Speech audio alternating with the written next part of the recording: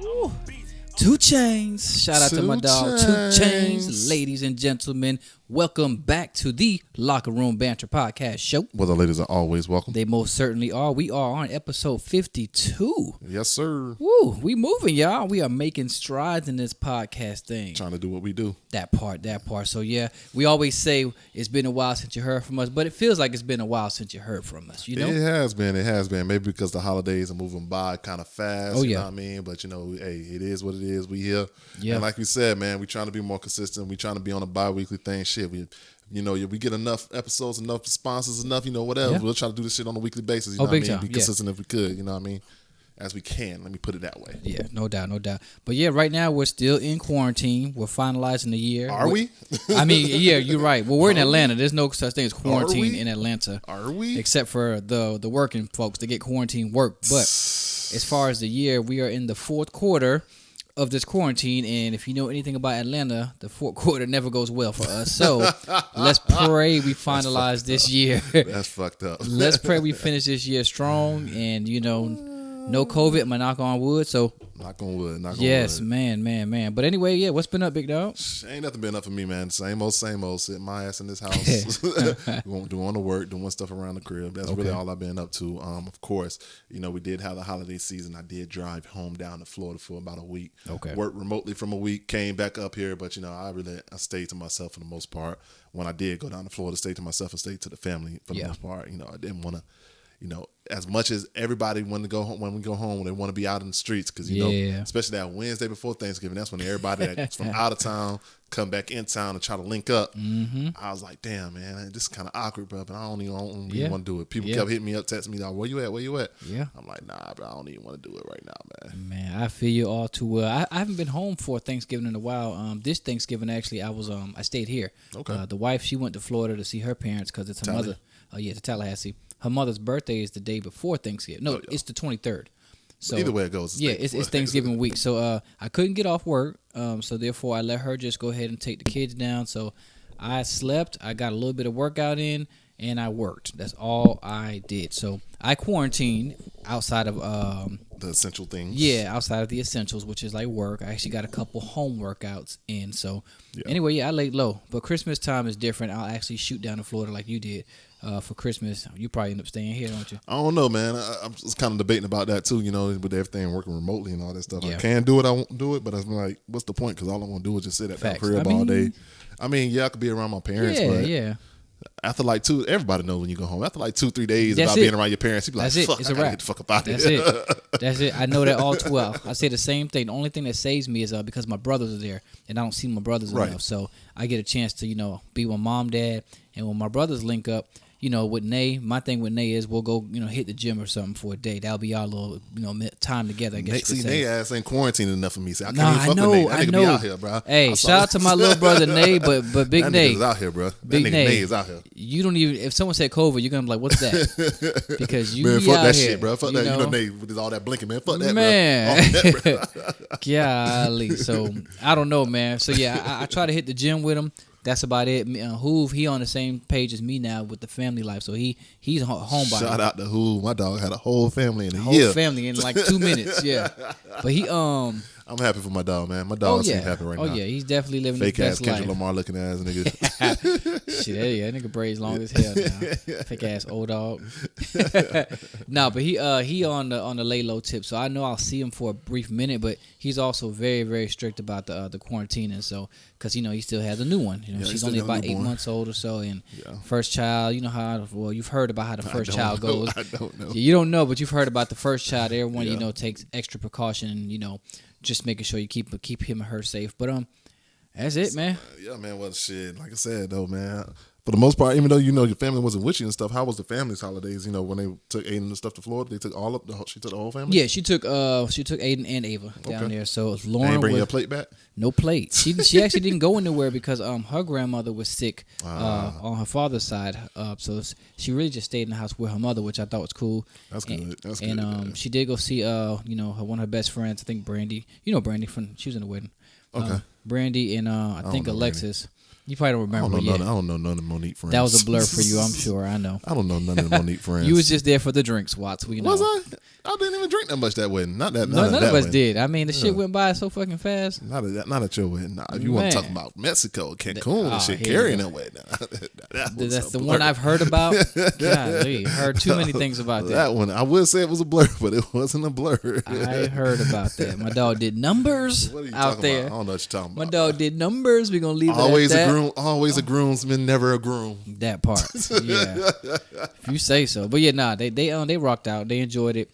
She came back a couple days early because she was getting overwhelmed with the kids and was ready to throw them back on me. So I slept. That's what I did. Anytime my eyes started batting, I did not hide. I did not run from it because I hadn't slept in so long.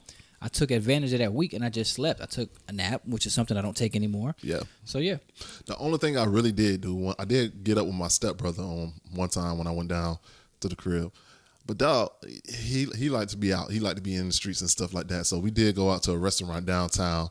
And then we started walking the streets, and he likes to be out and about. Okay. And going inside, my anxiety started triggering. Yeah, I was like, it's a real thing. As much as I want to, bro, I don't see none of these motherfuckers out here with no mask and stuff. I did link up with my homie Beezy and did link up with Corey. We went over to a bar and had a drink. We all had our masks on. We had our hand sanitizer. We was gloved up and all that stuff. So we was taking safety precautions. But all these other niggas in Orlando, Orlando was worse than Atlanta. I was just going to ask you. I was going to tell you because I know what you talk about. I was going to say, when you went out, tell me you did not feel like you were the outcast for wearing the mask and whatnot. Atlanta is worse. Orlando is just about as bad as Atlanta. It probably just ain't as many people out, but they out here. They out there. When I tell you, in the peak of it, I can't remember what month it was. It was it was early in the year, but not early in the year. So it's probably like May, June, something like that. I was in Orlando with everybody, and I met a homie out there for just for a drink downtown. And when I tell you, when I had my mask on, motherfuckers was looking at me like I was crazy. I seen people walking their dog without it. I get it, you're outside. But once I got inside the little bar, nobody, from the bartender to the waitress that came and served me, nobody had a mask or nothing. I mean, and I'm looking like, why do I feel like I'm the outcast for having it on? I mean, that's the problem that we're in right now. Yeah. Obviously, and that's why we're number 1 and 2 in states, Georgia and Florida. Yeah. And then, as you see, as we're moving into the winter, fall seasons, and all this stuff, the cases are going up, spiking again. And I mean, we not surprised. The country going back on shutdown. We're not surprised. And that was something I did want to ask. Like, do you think we're gonna recycle 20 and go right into 21 with the same, quarantine and shit? Well, I think that. I mean, shit, we ain't quarantining. Georgia's wide the fuck open. Georgia Facts. And maybe Florida. I don't know. But I think Florida too. Some parts of Florida, I think they are like pulling back a little bit, but.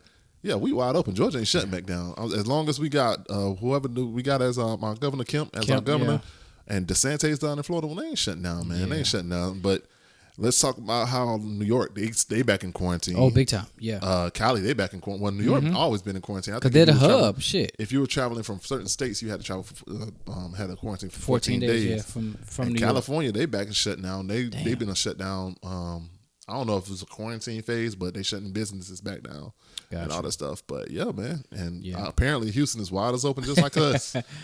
They trying to get their money back up, man. I mean, that's what everybody's seeing, how, economy went down, obviously, because of everything going on. But it also wakes you up to saying, hey, man, we ain't nothing but a damn dollar. Nobody care about our lives right now. They just want to. Any company that's still trying to exist is just to make a buck. Like, hey, get your ass back to work. Look at my company. That's a fact. I'm at work, front line. You know what I mean?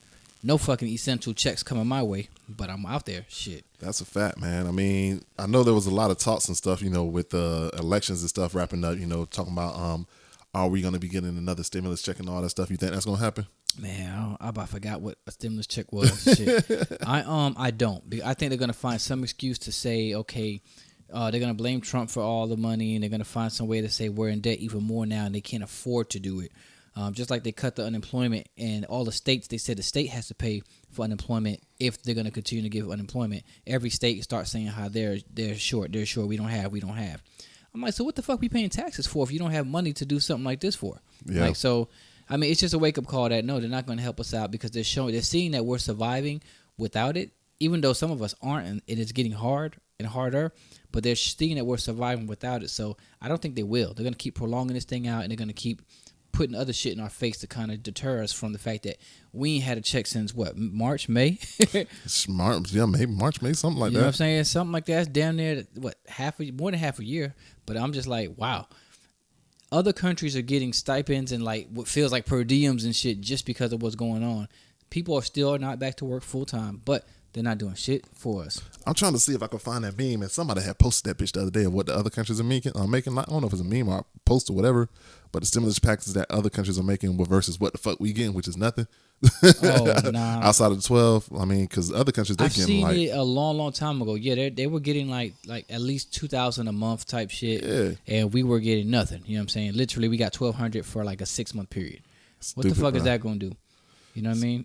Yeah, man, it's crazy. So man. to answer that question, I don't think so. My thing is I'm trying not to count that at all. Just if it hits, okay, you know. Last time when it hit, I put a fence up around my house because I am essential and I do still work and I am able to bring a check home. So the little money I did get, I put it towards the fence, and you know we got a new fence in our home. So, so they're saying that Canada workers are getting $1,433 a month per month in Canada. Nigga, I should have moved to fucking Canada, dog. Listen to Chappelle when he said it. UK workers are getting 80% of their salary. Mm-hmm. Denmark workers 75% of their salary. South Korea 70% of workers' salary. Yeah. Netherlands 90% of their salary, and Canada $2K per month. Australia $1K per month. Meanwhile, we just getting this $1,200 exactly. for a fucking year. Where they're gonna make us file and say crazy. we received it and tax that shit again in a couple months when taxes crazy. come around. So yeah, that's fucked up. I mean, it's all I'm seeing right now, bro, is a wake up call that this so-called number one country in the world is powerhouse. We not shit. We don't care about our people here. That's a fact. You know, we so busy to throw money at other countries when they go through things. You know, not saying we shouldn't. I mean, that's what we're supposed to do. But we're here just struggling our ass away. They can't even take care of the people that's running this country, which is us. That's a fact. Well, they can take care of the people that's running this country. Well, I mean, the people that's literally us. carrying the country. You know, the ones that are putting the work in. Well, to the point, man. You know, as we're getting into this, I guess phase 4, this phase 4 of quarantine and all this fourth spike. You know, they're coming out with vaccines around like clockwork now. Yeah. You know what I mean? Shout out to Pfizer, Moderna, and a couple other pharmaceutical companies who are on the edge of getting ready to, you know, dispense the vaccine out to the world. Mm-hmm. Comes to the question. It's vaccine time, you know what I mean? You gonna take the vaccine? That's a big no for 500, Alex. I wouldn't take it. I'm not waiting for no one trial to go by. I'm not taking it because, again, it's gonna sound like, man, he's on some conspiracy shit. This is the fucking Revelations, the last chapter of the Bible, which is one more form of the fucking mark of the beast. Because they're already talking about how they want to distribute it, which is in things inside your arm where you can get refills that are inside you already. With, you know, it's already your signature is tied to it, which sounds like some mark of the beast type shit. But nonetheless, no, I'm not a fan of vaccines. The only reason I had them is because obviously I was too young to say yes or no when I was a kid. But my kids, they are vaccinated, but I was strategic about it with my second child because I witnessed something take place with my son and how, you know, I feel the vaccines fucked him up. Yes, this is a COVID vaccine, which is different, which means it's still worse because you're trying to make one generic solution to a problem that affects millions of people differently. And I don't trust it. Just that simple. I don't trust it not because it's a vaccine. I guess. Well, I mean, maybe it is part of the problem. But I don't trust it for the fact that it usually takes about 20 years in order to create a vaccine, and they created this within like a 9-month period. That's kind of less than a year's period, and that's kind of the part that's kind of like, nah, I'm straight. Yeah. So me, I agree with you. It's a pass for me. But I'm also kind of the same way as well with the flu vaccine. I don't know if you took the flu vaccine. Never. Every time I seen somebody take the flu vaccine, they end up getting the flu, which is kind of weird, but whatever. But how do you feel about, I guess, they're going to make it available to essential workers first, nurses and all that stuff. But how do you feel because they're going to do it eventually. Yeah. You have kids that are young. Yeah. How do you feel about when they are going to make that decision that in order for your kids to attend school, they have to take the vaccine? Kind of like with the measles mump thing, how they did. They're going to do that. I know, you're right. They're going to do it. And I think that it's going to work. It's going to go faster than the other ones did. Like, it's going to take not long at all before they say, hey, starting now, because we're scared to make another pandemic, pop off, we're going to make sure every child going forward has this. I'm gonna find whatever loophole it is. I actually read up on one. Damn, I wish I had. I should have saved it. Are you talking about the one about legally declining? That one, yes. That don't listen to that, man. Well, either way, it was a meme that went viral. Them shits ain't always true, bro. It's a no for me. So yes, and if it does happen during the time my kids have to, supposedly have to take it for school, we'll find a religious loophole. I'll say it here on the fucking air. I don't care. Or I'm gonna find some loophole to not take it. I just don't trust it. I don't think it should be trusted. I've seen too many doctors and scientists that have put their opinion forward about how this is pretty much the next plan they have to kill us off, to control population. And not even just on the conspiracy theorists, but just on the fact that they don't have enough information to dish this out. They're rushing it, and we know why. Mainly because of the campaign that was going on, promoting it and promoting the campaign along with that. Also, whoever can push something like this, that puts these some of these doctors at millionaires, because they can put off a side product, hey, this is the vaccine B or whatever you want to call it, or a sub product of it, or just like Tylenol has its fake version. They're gonna start doing that shit. Then you're gonna have people just fucking turn to zombies out here. I just don't see it, and I mean, if it's up to me, I say no. I can't rock with it. Yeah, I feel you. I pray it doesn't happen while I'm around or my kids would have to take it. I just don't see this going well for us. Yeah, I feel you on that, man. Well, I mean, prayers out to everybody, man. I hope all y'all actually. I just want everybody to actually take the precautions necessary for everybody to get over it. I know everybody's thinking about themselves. I can't be in the house. I'm this and that, man. Nah, fuck that. The world can't tell me what to do. But it ain't about you. It's about how it affect the world and how it affect your spouse, your parents, your children. That's really what this whole shit about quarantining and social distancing is about. Is about what you could do in order to make sure the next person is safe. Exactly. But, don't nobody want to say that shit. I'm going to just be honest. That's the sole reason why I do take my precautions. And I don't even live with nobody. So, and I still am doing what I got to do, just in case. Just play your part in a sense. Like, okay, everyone does something, whether it's a grocery store, whether it's a gym, whatever it is. You do something to violate social distancing in some form or the other. But like you said, I do it for the sake of I have 2 young children, one who is, very susceptible to shit like that.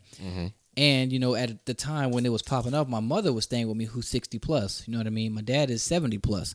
So just things like that. Like if I were to catch it, if I haven't already, then maybe I would be able to deal with it because I would feel like I keep myself healthy enough to fight something like that. You're probably a weak little bitch. Whatever. But I'm just saying, like who I can't fight for my daughter. I can't fight for my son. So I can't be that selfish to be like, well, I'll be straight. It ain't about me. You know what I mean? And just to kind of give you a picture of how easy it is for people to catch. We have a mutual friend, and you don't know this, but she told me behind the scenes, came up here to celebrate her birthday. Damn. You know what I mean? Out, posted out, you know what I mean? Chilling and all the stuff in the streets. Got roasted. Next thing you know, she was like, damn, don't clown me. I was like, what you talking about? I tested positive. I was like, damn, that's fucked up. Yeah. And then she's like, I was like, hoping nobody didn't know that you was with got it. He was like, yeah, me and my homegirl did. Oh, man. And the fucked up thing about it, you know what their profession is? A nurse and a doctor. I was about to say it had to be. A nurse and a doctor. So, I mean, that's just how easy it is. No matter what, you think you got everything under control. Shit. You get that shit. So, I mean, well, hope she ain't give no nigga no ass that weekend because they over there with the instant. Got that instant. Am I losing weight? But yeah, man. So I mean, people out here, and it's just easy for people to catch. You know what I mean? Man, nah, it's facts. I mean, I see it. I mean, honestly, we had a case at work many different times. Well, you work in a warehouse, so I'm sure. Yeah. And they're doing a lot better about coming to tell people when it happens, and they go catch camera and they say, okay, well, who's this person in contact with before we sent them home, and they send those people home as well. So they're pretty good about that, but. You just never know, man. Yep. And like if it's something that is potentially airborne or partially airborne, which I'm pretty sure it is, that means everybody need to be fucking going home. You know what I mean?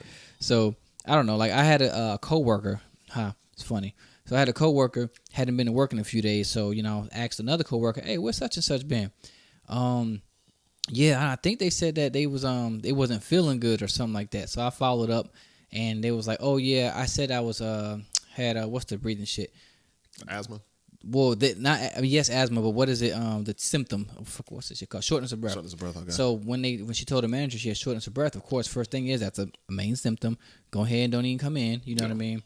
So they was like, well, shit. Obviously, she ain't that sick because her and such, who also said she had shortness of breath, was at the club the next night. So that was one of those self quarantine before the holidays, so you can get the holidays off. I'm like. y'all abusing the system, but what if? Yeah. What if y'all do got the shit and you just just slid off to the club? I'm outside. Well, you know I feel better now. Yeah, so. I feel better. It ain't about that. You know what I mean? It ain't about that. It ain't. But yeah, man. Shout out to all y'all, man. Make sure y'all stay safe. And please, please, please do what you got to do in order to be cautious out here. All right. The world talks about that shit enough. I'm off of that shit.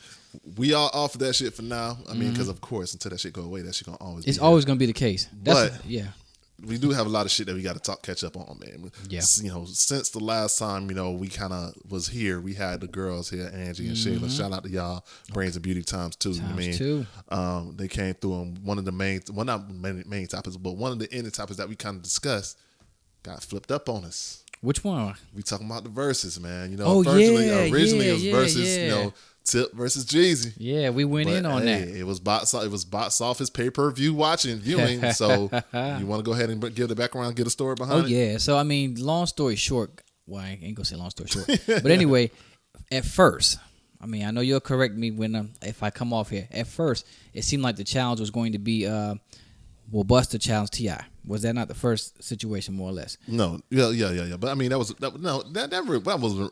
a consideration for real. It was a challenge. It was a challenge. So that kind of put the Verzuz thing in the air. We already wanted Tip to be in the challenge. Everybody did. If you really want to go back, then it was T.I. trying to get 50 to do it. And 50 was like, nah, nigga, come work for me though, and I'll pay for your shit. Asshole. Yeah. So yeah, T.I. was fishing for 50. That didn't fly. So then Busta started fishing for T.I. That didn't fly. And T.I. threw it out there like, hey, you know, if I do it to anybody, it'll be, you know, everybody want to see me and Young, being Young Jeezy. So, you know, I guess no one thought Young Jeezy was going to say something. Jeezy seemed like he was like, well, shit, nigga, what's up? Let's go. No, you saying it all wrong. Damn. Why, we talked about this last episode. I know, and you always say that there was another part in there. Yeah, because what it was that Swiss reached out to Jeezy and said, Jeezy and Gucci, Jeezy was like, he'll do it, but he only want to do it with one person. Okay. And that was Gucci. And Gucci respectfully declined. And then Swiss kind of called him back and was like, well, what about Tip? And he was like, all right, that's my man, Tip. We got a cool relationship. We'll do it. So that's how it came about. So, okay, I still don't even know what the part was where Gucci was like, okay, I'll do it. He just up and changed his mind. That's the thing. And I meant to say this on the last episode, but I didn't say it because we was running out of time. We was running overtime and stuff.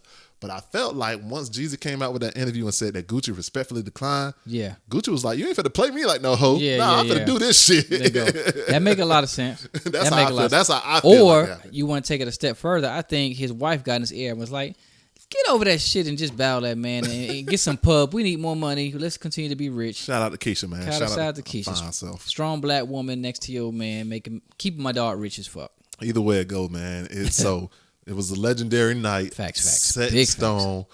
Everybody at a legendary spot. Everybody had. I think everybody kind of. Let me go ahead and get your thoughts on how you felt about when you first heard that it was actually going to be Gucci versus Jeezy.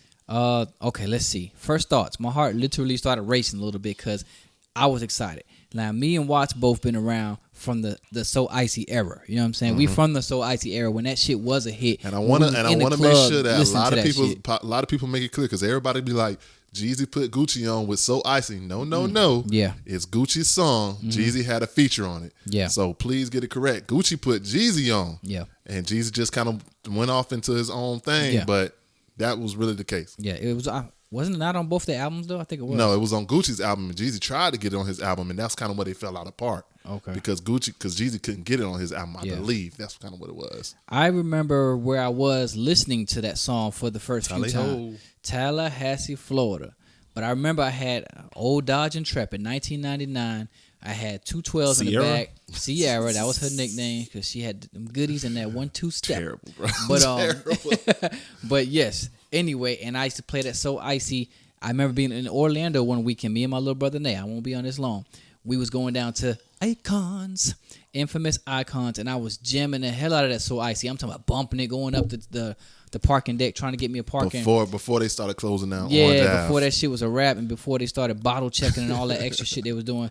I caught a flat tire on the way up the damn ramp, and I was like, fuck that. I'm going to this club. I'll call AAA after the club because I'm not doing this shit right now. But I'm just saying, I remember when the song popped and where I was and how live it was. Back to the point, I was excited to see them do something again because that's the first thing they did in a positive light since the beef that took place after that. You know what I mean? So yeah, I just remember being excited, hype as hell, wondering. Of course, everyone start thinking, okay, where are they gonna go musically with it? You know what I mean? Because they both have some fucking hits. But I do instantly remember saying I'm a bigger fan of Gucci as a person, but when it comes to this music, Jeezy's going to win this. That was my thoughts behind that. All right, so my initial thoughts when I first heard this shit was like, ain't no way possible they gonna do this shit in the same room. That was initially my first thoughts. That is one of my thoughts, but it wasn't the Ain't first. no way possible they gonna do this shit in the same room. So I was hyped, like you were saying. I was like, okay, this shit getting down. This shit about to be real. Ain't no way possible they gonna do this shit in the same room. Next thing I know, I think maybe a day or two later, Gucci posted that video. Yeah, and coming running down the hill, random ass hill. Like, where the fuck this nigga coming from? As he working out. they was throwing shots. They was throwing shots back and forth on social media. I think trying to amp up. I think Jeezy kind of posted. No, Gucci had posted something. It was first. really just Gucci throwing shots. Jeezy didn't really throw no shots. Jeezy threw one shot, but Gucci was posting some shit. Was like, yeah, I'm about to go ahead and defrost snow cone, this and that, fuck all that. And then Jeezy had made a post talking about something. Yeah, it's real, and make sure you bring your the real Gucci, not that clone. Because the rumor about Gucci about coming out of jail that it was a clone Gucci. And then, they just kind of was like, we about to go ahead and defrost that snow cone over there. Gucci coming running down the hill was like, the Verzuz is real, and we're going to be in the same room. Let me say, that nigga said, he came down. Hold on, let me see if I can find the clip first. If you can find, I'm going to tell you what the nigga said, because that shit had me cracking the fuck up. He came down the hill, breathing hard as hell, so you wondering what the hell he going to say. You know what's going to be about this beef. You found it already? No, he wasn't breathing hard. I mean, the nigga, no homo. Gucci looked good as fuck. We know that, man. He on something else. That's why people be like, nigga, a clone, because that is not the Gucci we grew up with. Shit. Yeah, go right here. Hey, check this out. For everybody who asking me, right? The Verzuz is real. Me and Snow Cone will be in the same room. But this is what I want to know, right? Is fashion a part of the Verzuz? Because I'm going to have that shit on tomorrow. And the buddy had that same fun-ass shirt. And that dumbass hat he had on that goddamn album cover, I ain't doing it. So what he was referring to is Jeezy's, on the promo run for Recession 2, and I guess his part of his album cover artwork is kind of like a 1950s, 60s kind of style or whatever. And the shit looked fucking weird as fuck. It did look kind of weird. It wasn't Jeezy. Not, I mean, it is Jeezy now. It is Jeezy now, but it was kind of like a Black Panther, what you call it, Huey painter, Newton Huey type of Newton thing. painter's hat type shit. And the shirt was goofy, so Gucci was right on time with that shit. That shit was funny. He said, I'm going to have that shit on. And Buddy had that shit, I ain't doing it. And he walked away from the camera. So from then, man, the shit was hype. Like, everybody was like, oh shit, this shit getting real. Gucci was throwing shots and stuff, and he throwing the meme about what Jeezy gonna say when Gucci dropped the truth, about the song about him killing his homeboy. Yeah. Gucci was trolling like a motherfucker. Yeah. And then the word came out, hey, we about to do this shit. I think it might have been the day of. We gonna do this shit live in Magic City. Yeah. Where both of their careers broke out and all that stuff. And we was like, oh shit. They about to be in the same room together. What the fuck? And if you've been in Magic City, I know I've been in Magic City. Whatever, man. You live in Magic City. If you've been in Magic City, everyone that's around the world, you know what the fuck Magic City is. If you're in the hip hop industry, if you're in black culture, period, you know what Magic City. It's the number one strip club in Atlanta. You know what I mean? But what I'm getting at is the venue. I would say Blue Flame on, but shit, never mind. Go ahead. The most popular strip club in Atlanta. Put it that way. Yeah. But what I'm saying is the venue is not that fucking big. So I'm already thinking about, okay, everyone's thinking Magic City is big ass King of Diamonds type shit. I think they closed Onyx too. They did. They closed Onyx. Yeah. Anyways. This nigga here. Thinking about ass. In the middle of this podcast. Thinking about ass. But no, I'm just saying the venue was small. So I was already concerned about that as well. Like, damn, I done been in Magic a few times. It's tight in there. So I know they're not coming by themselves. They're going to have their own little entourages. I was more worried about the entourages popping off because that's usually how it goes. Yeah. But, yeah, they said they was going to do it in Magic. I thought it was dope. I thought it was also dope that they had over 1 million followers before they even became on camera. They weren't even in sight. Niggas knew this was definitely the biggest Verzuz. Everybody, the most anticipated, the most exciting Verzuz because everybody knows the background, the history. Go ahead and give a brief explanation again, just in case for those people that don't know. I can remember. Long story short, I always say that. Long story short. So there was allegedly. I don't even remember what the beef initially was about. All I know was there was a hit out on Gucci from one allegedly. Okay, let's throw that out there. You're right. Allegedly a hit from Jeezy's camp to Gucci to steal his chain. And then originally, supposedly, let's put it that way, allegedly, that this whole situation came about because of the So Icy song. Because Jeezy wanted the So Icy song on his album, and Gucci wasn't giving it to him. So Gucci was known for that big ass that big ass snow cone chain back in the day that he used to wear, and he wore it everywhere. So back in that time, that was the thing you do to disrespect another rapper, was snatch his chain. That was the most disrespectful thing you could do in that industry. So there was supposedly a hit out from Jeezy's camp, not sure if it's from him or whatever, to come back with Gucci's chain. Yep.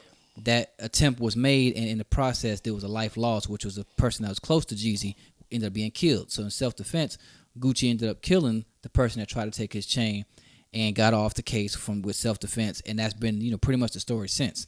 That, okay, after that, since they made the assumption, I guess you could say, that that's what the hit was, they couldn't come back from that. So it was what it was. They stayed apart. They've never collabed again. And it's been beef for the last how many years? 15 years? 20. Yeah, Jeezy said 15. No, Gucci said 15. Jeezy said 20. Yeah, Jeezy said 20. And Gucci's like, nah, 15. Like he know. He I know that exactly shit. how long. I know the date, nigga. He said 15. Yeah, I know how long it's been, nigga. Shit. So obviously, and that's been the energy for them since. They both went on air many times up until that year as well, saying they could never do anything together because there was lives lost in that process. Too much tension. They couldn't fix it. So therefore, they would never do that. Everybody would love to see that again because who wouldn't want to see them make music together? They both rep Atlanta, both trap artists, and we love to see a story in that way because of all the losses that we've been taking in the hip hop world with beef. So that being said, So we at the Verzuz, Magic City. I thought million viewers on Instagram Live, not even telling how many was on Apple TV, Apple Music, because I was watching through Apple Music, and I was kind of peeping it through my phone. Yeah, YouTube has everything. Yeah, but so there was viewers all over. I think they started maybe 45 minutes to an hour late. Exactly. Damn. But as you can see, they kind of kept them separated with the way that Magic City stage is set up. It's set up similar to an H. So they kind of had two different chairs, one chair on one side of the H and another chair on the other side of the chair. And then they kind of had some stuff in the middle to kind of keep them separated. DJs in the back, set up for both sides and all that stuff. So Jeezy, it looked like Jeezy was already there ahead of time. Okay. That's what it looked like from my perspective. And then probably about 5 or 2 minutes before they actually started, by maybe 9 o'clock or something, you see about 80, 100 motherfuckers come in from Gucci, one side, come in with Gucci, bro. All on the far right side, bro, and then you just see Gucci just take the stage. Yep. Gucci got that bitch hyped the whole time, smiling the whole time. And no homo, but like my dog said, he had that shit on. That nigga had that Gucci trench coat. That bitch was tough as hell. I know people was clowning the trench coat, but that nigga was clean. That shit was fire. That nigga was clean. Gucci was clean as hell. Everybody knew it, but they were just, after my dog said the shit was 10 bands he had on, which I'm sure it was. They just had to find, how the world works. They always want to find a negative in some shit, try to clown it. But that nigga shit was fresh, and I was happy to see that Snowman didn't wear that goofy ass hat and shirt. But that nigga looked terrible though. Yeah, he did. But he tried to give you a little bit of that old school Jeezy. Yeah, you know what he was doing. Dressed like he was 1999 again. Oh yeah, but the energy was there, man. Damn. The energy was there. I'm gonna say the energy was there from Gucci. From Gucci, yeah, from the get go, from the intro. Was there from the get-go. Yeah, Gucci brought us in. Gucci came in and he came on stage. He made sure he was fresh, made sure check his line and all that stuff, check the shades and all that stuff. And if you notice when Gucci came in, he had all the newer artists with him on his side. Yeah. Had QC, he had P from QC, he had the whole quality control with him. But as you know, Gucci pretty much brought them on, all of Atlanta. I ain't even gonna just say facts. I'm not even gonna just say QC. He pretty much brought all of Atlanta. Before he went to jail for that last bid, he had started a lot of people's careers. Nicki Minaj, all them, Future, Wayne, Future, all them. all of that. Versus where Jeezy, and this kind of where it kind of gets into it a little bit later on. I kind of get to it later, but where it's Jeezy, where he came on, he tried to put on some people, but he still doesn't have those relationships anymore because a lot of people say that Gucci ain't Jeezy. Yeah, Jeezy ain't fucking as real as he say he is. Facts, but that's what people say locally in here. But whatever. I don't have no problem with all of that, man. Jeezy, do your thing, bro. But Jeezy came in, and you could kind of see that Jeezy was like, he didn't want to really pay attention to Gucci because Gucci was just sitting there looking at the nigga. Standing there looking at him. Almost I'm here. I'm here. I'm here. And then Jeezy kind of, peeped him, but he kind of kept his head down, didn't look at him the entire battle until that one part in the middle, and we'll get that in a second. But Gucci started that shit off. But you got to remember this, and this is a point that Dante made, which I thought was pretty relevant. He was like, everybody was upset about Gucci saying what he said, but y'all need to give Gucci some respect for even being there because That's you got to a fact. remember, he's That's a the fact. one that had the hit put out on him and survived that. So then, he might have killed somebody in the process, but the whole thing started with somebody potentially from that camp trying to kill him. So therefore, That's a fact. give him some, some praise for actually showing up and not jumping on Jeezy out the gate. Because at the end of the day, I still could be dead, bro, because That's a of the fact. shit that happened because of on y'all side. I agree, and that's kind of the reason why I fuck with Gucci. And I know people kind of went back and forth about who won that first round, but no matter what, I got Gucci winning that very first round because the first song he came out was round one. This is Gucci Mane versus Jeezy, that shit went and you hard. start off out the gate with I that was shit. bumping that shit. I was like, oh shit, this the energy I did not want to go on, but this is the energy that I need because this is the drama that I needed. I'm gonna tell you this. I had been up all day. So anyone know my life, I get up at 2:30 in the morning, damn near every day. I was up all day, and like I said, we anticipated to start at 8. It didn't start till 9. I was trying to sleep, but because this energy, like Wash just said, was there, I could not sleep. I had my eyes closed, bopping. I went to a whole other part of my room while the verses went on, trying to sleep. Just say I'll catch the highlights. No. That shit was live and had me up. I watched the entire fucking thing. And everybody, I don't know about you, but I was on edge because I'm like, bruh, Gucci's not holding back. Like, not cause at you all. thought that, maybe, well, I ain't gonna say you thought, but people was kind of like, maybe they could come in civil, be kind of cool with it, just make it a good time and entertaining and stuff.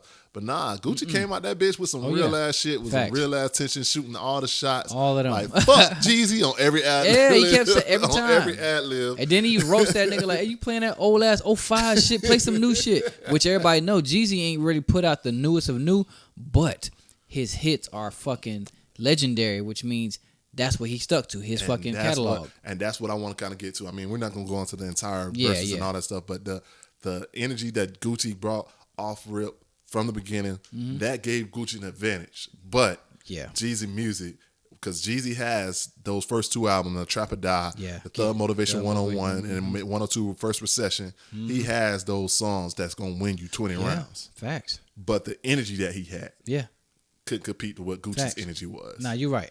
Until Gucci played the truth. Yeah, then that shit got dark. So when Gucci played the That shit truth, got dark. I ain't gonna lie, my heart raced. I was like, shit. Somebody But about to slap somebody in this camp. and Gucci was, and I gotta give Jeezy his props because he was prepared. He stayed, He was prepared. He knew that shit was coming. He knew Yeah, that yeah. song was coming because he had the right dialogue. He had the right comeback. He had the right song on everything. So when the truth is played, the song "The Truth" is basically a song about Gucci saying his truth about what the fuck happened at that event, and him killing killing Jeezy homeboy that came and robbed him and all that stuff, allegedly. So that's what the truth is, and the truth is like probably the most disrespectful song that you could probably play at this moment in time. I think it was around maybe like song 11 or 12 or something like that. And then all of a sudden, the tension was there. Everybody, I'm pretty sure you probably was like this at home. The song cut off. And Gucci still rapping, fuck Jeezy. Yeah. I'm talking about he would not let that shit go. Yeah, nigga, we smoking on Pookie Lote tonight. Dig a nigga out the dirt. Yep. Everybody then he said something about bury your mama like you did your homeboy. I'm like, damn, put him bro. in a box. Send him in a like, box. Damn, oh, my God. I ain't gonna lie. As big of a fan as I am of Gucci, I was upset with him for going that far with it. I'm like, bro, you still talking about let that shit go. Like, you played the song because it was a hit, but, bro, leave that energy alone. But so everybody on edge. Everybody's sitting there, and everybody like, no, don't go there because it's about to go left. We were having so good of a time. Left. Yeah. It's about to go left. And let me see if I can find a response, man. Yeah, that was a perfect response. Jeezy for president after that follow-up shit. It was like, the shit I can summarize it, but yeah, find exactly what he said. But the energy he flipped it with was like perfecto, giving where that shit seemed like it was going to go. Yeah, it was a perfect response, man. And it like, damn, let me see. I can find the fucking clip. I gotta find that clip because that'll be because he had the perfect response and he was prepared for it when the truth came on. Oh yeah, I loved it. I think I got it. It's in the dirt. I tell you what. There you go. Smoking on Pookie Lote tonight. I tell you Terrible, what. bro. Terrible. But he had the perfect response, so we got to give it up to Jeezy. Gonna do this. Send some more. I'ma send them the same way. Yeah. In a box back to you. Are you doing too Free much kill. talking? Terrible. Free kill. I tell you what, though.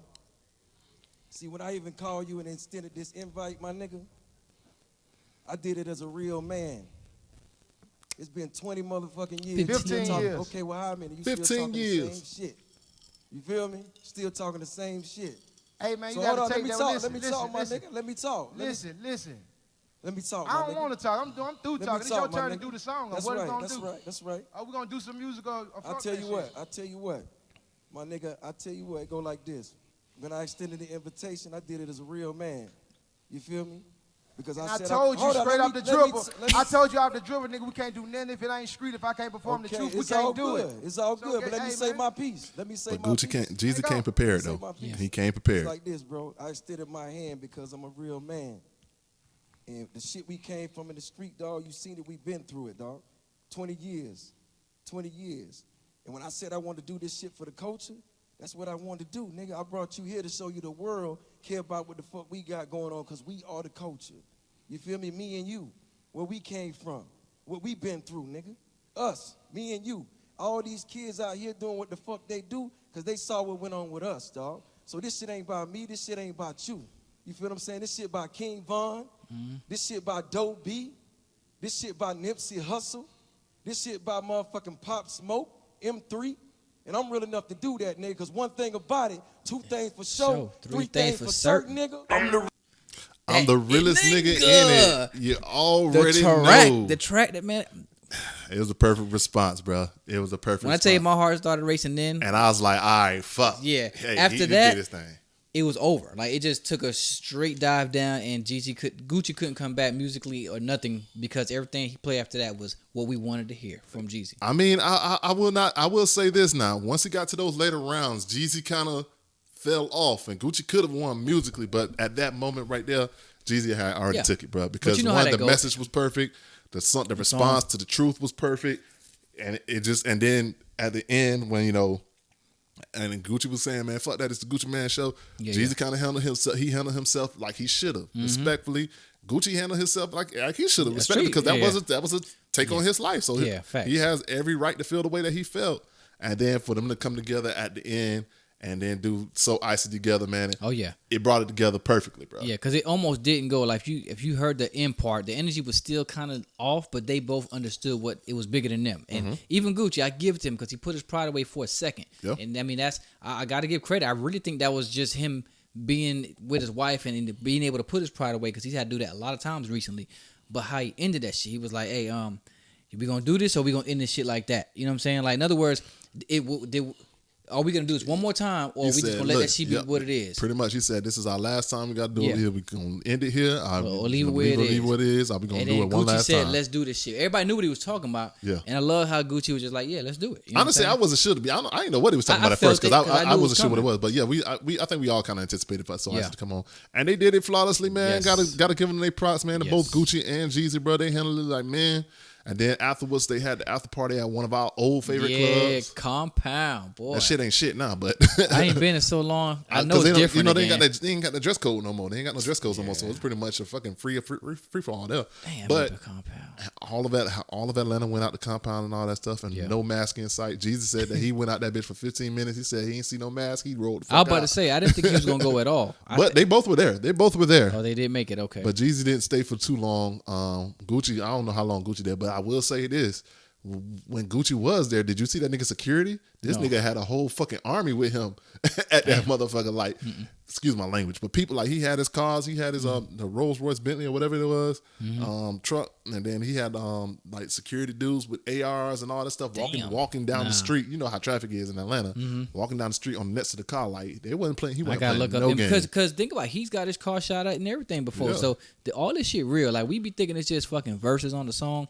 These motherfuckers really almost had their lives taken through this whole process. Like, like for real. Like Gucci just said, or like Jeezy said rather, look at the people who did not make it out of that. We seen the video of King Von getting shot in the street. You know what I'm saying? You seen the video of Nipsey getting shot by that dude that came back and popped him and did all the extra shit after he shot him. Like, that's real shit.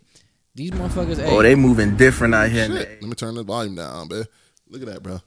That's his security, bro. A wole fucking army with his ass. Big boy, yep. I'm not playing with you at all. Y'all ain't finna catch me slipping out this bit. Got the rolls, yep. And it might be a decoy car. He exactly, in something else. He in a Prius 2 cars back. Exactly, man. But shout out to Gucci, man. Shout out to Jeezy, man. Yeah. Y'all made history that night. Big time. And I think y'all kind of fulfilled everybody, especially in Atlanta, because Atlanta was they were so happy the entire night. I don't know if you've been on this new app that's kind of everybody's kind of been going crazy over. I haven't really been. I've been on it, but I don't see what the fuss about. Clubhouse. No. But they kind of was in it, representing for Atlanta, East Atlanta. Yeah. And some people feel like that Gucci won still because of, him showing up and him doing what he did, keeping it as real as he did. And some people feel that Jeezy won. I don't care who it was, but I think the culture won overall. I'm about to say, I think Atlanta won, but the culture won overall, but Atlanta definitely won. And I mean, because that beef right there was a top 3, at least top 5 beef of all time. To see that one actually come to peace, even if it is temporary, I think they're good. I don't think they're going to be best friends or no shit. But I definitely think that they were able to say, okay, we can coexist, and it ain't got to be all that extra shit. I don't think. I don't think the beef is over. Don't get me twisted. Yeah, I feel you. I just think they could keep it cordial, Facts. do business if they need to, but I don't think they're gonna ever be buddies, make music. Yeah, and all that good stuff. I would love that. Who wouldn't? But I'm sorry, dog. And this is about to get to my next point. Gucci could still make hits. Gucci could still make great music. Mm-hmm. I'm sorry, that song Jeezy Recession 2, which is the album that Jeezy dropped the following day, that shit trash. He does have that Buy Black song. I was about to say that shit dope. That shit dope. Mm-hmm. That shit dope, and the video's dope. But the album itself, nah. I listened to it. I was only about 3 songs to that. Maybe not even 3. Two songs I can think of. That one I can't remember the title of the other one. Yeah, I guess you're right, but that shows the growth as well. You know what I'm saying? Does it though? Because Gucci not really rapping about. I mean, is he? I mean, but Gucci making Gucci music. Oh, that shit still fire. Maybe because I know a lot of times we become fans of things because we like their story. Like I love Gucci's story. That's why I said I'm a bigger fan of Gucci because of his story and how he survived so much. Mm-hmm. And I actually read his book and realizing like, damn, this nigga been in jail damn near more than he been out in the streets. Mm-hmm. You know what I'm saying? And to see him come through all of that, almost get killed, go through all those drug addictions, the issues with his woman that we didn't even know existed because we didn't know who she was like that until after. And again, to become who he is. He became who he is, but he also brought up so many other people. That's that part. Yep. And they have touched so many people who are doing so huge in the rap game. I mean, we can say the Migos, Future, QC, everybody. Shit. Yeah. You know what I'm saying? Yeah. I mean, even Justin Bieber, nigga. I mean, everybody. You gotta remember that man had a hit with Mariah. Alive, nigga. He had a hit with Mariah Carey. You know what I'm saying? All of that shit. But yeah, Jeezy really hasn't had too many hits lately, bro. Yeah, you're right. So and that's honestly, it gets to my point again. Like, and with Verzuz, you got 20 songs. Yeah. If you in those first, like with 50 in those first 20, he could handle those first 20 songs with hits. Mm-hmm. But once you get to that 30 range, that 40 range, I don't know if he could compete. And although Gucci got more music, does he have better albums and more hits? The answer to me is no. More hits? Think about it. He put out a lot of fucking mixtapes. I would say this. Does he have better music overall over the duration of his career? Who? Better music? Yes. Bigger music? No. Who? Oh, Gucci? Gucci, yes. Over the course of his career, better music? I can agree with bigger that. Music? No. I can agree with that. I perfectly phrased, yeah. And that's why I said, like, Jeezy's songs are just too important. I mean, My President is Black, although he didn't play that. You know what I'm saying? Bigger songs that did more for us. I remember, I can't think of only a handful of Gucci songs that I know.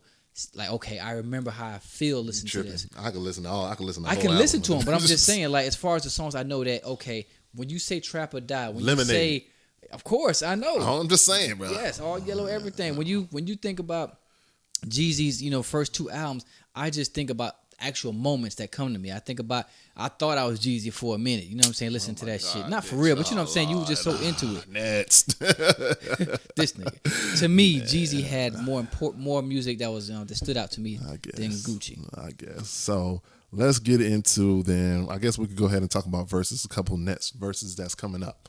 That's just been announced maybe like a day or two ago. Ashanti versus Keisha Cole. Team Keisha over here, baby. Because I had a crush on Ashanti, I'm going to say Ashanti. I'm Team Keisha over here, baby. I think Keisha going to win, but I think I prefer to see Ashanti. You talking about sight. You talking about physical stuff. That's all I got, because I don't care about either of them music enough. Yeah, I was about to say, I don't think Ashanti have enough hits to go 20 records, bro. Yeah. Any other verses that we got going that you anticipate? Shit, I still want to see who the fuck Tip going to go against. I don't think Tip going to go against anybody. Some people say he can go against Wayne. I was like, well, let's talk about that then. Since we're talking about Wayne, they're 2 of my top 5 favorite rappers. So therefore, it would be something to say. Okay. The people has canceled Wayne though. Are you still canceling? Oh yeah. No. So let's get into new music then. Since we brought up Wayne now. As we know that just dropped. Nigga, this is your intro. Get off the phone. Let's see. So. Oh my gosh, you're terrible. I know what he's talking about. Terrible. But I'm trying to think of my take on it because I didn't like it that much. That's what you supposed to intro what it was. I'm about to. I know what I'm saying. I'm responding with the emotion of I'm bored because highly anticipated. No Ceilings 3, right? Yeah. No Ceilings 3. Now, most people could say No Ceilings 1 was a top 3 Wayne mixtape, and I would agree totally. It's a top 2 for me. You know what I'm saying? But he made this No Ceilings 3, and I wasn't there. Everyone also knows when Weezy makes a mixtape, they're usually better than his albums. Mm-hmm.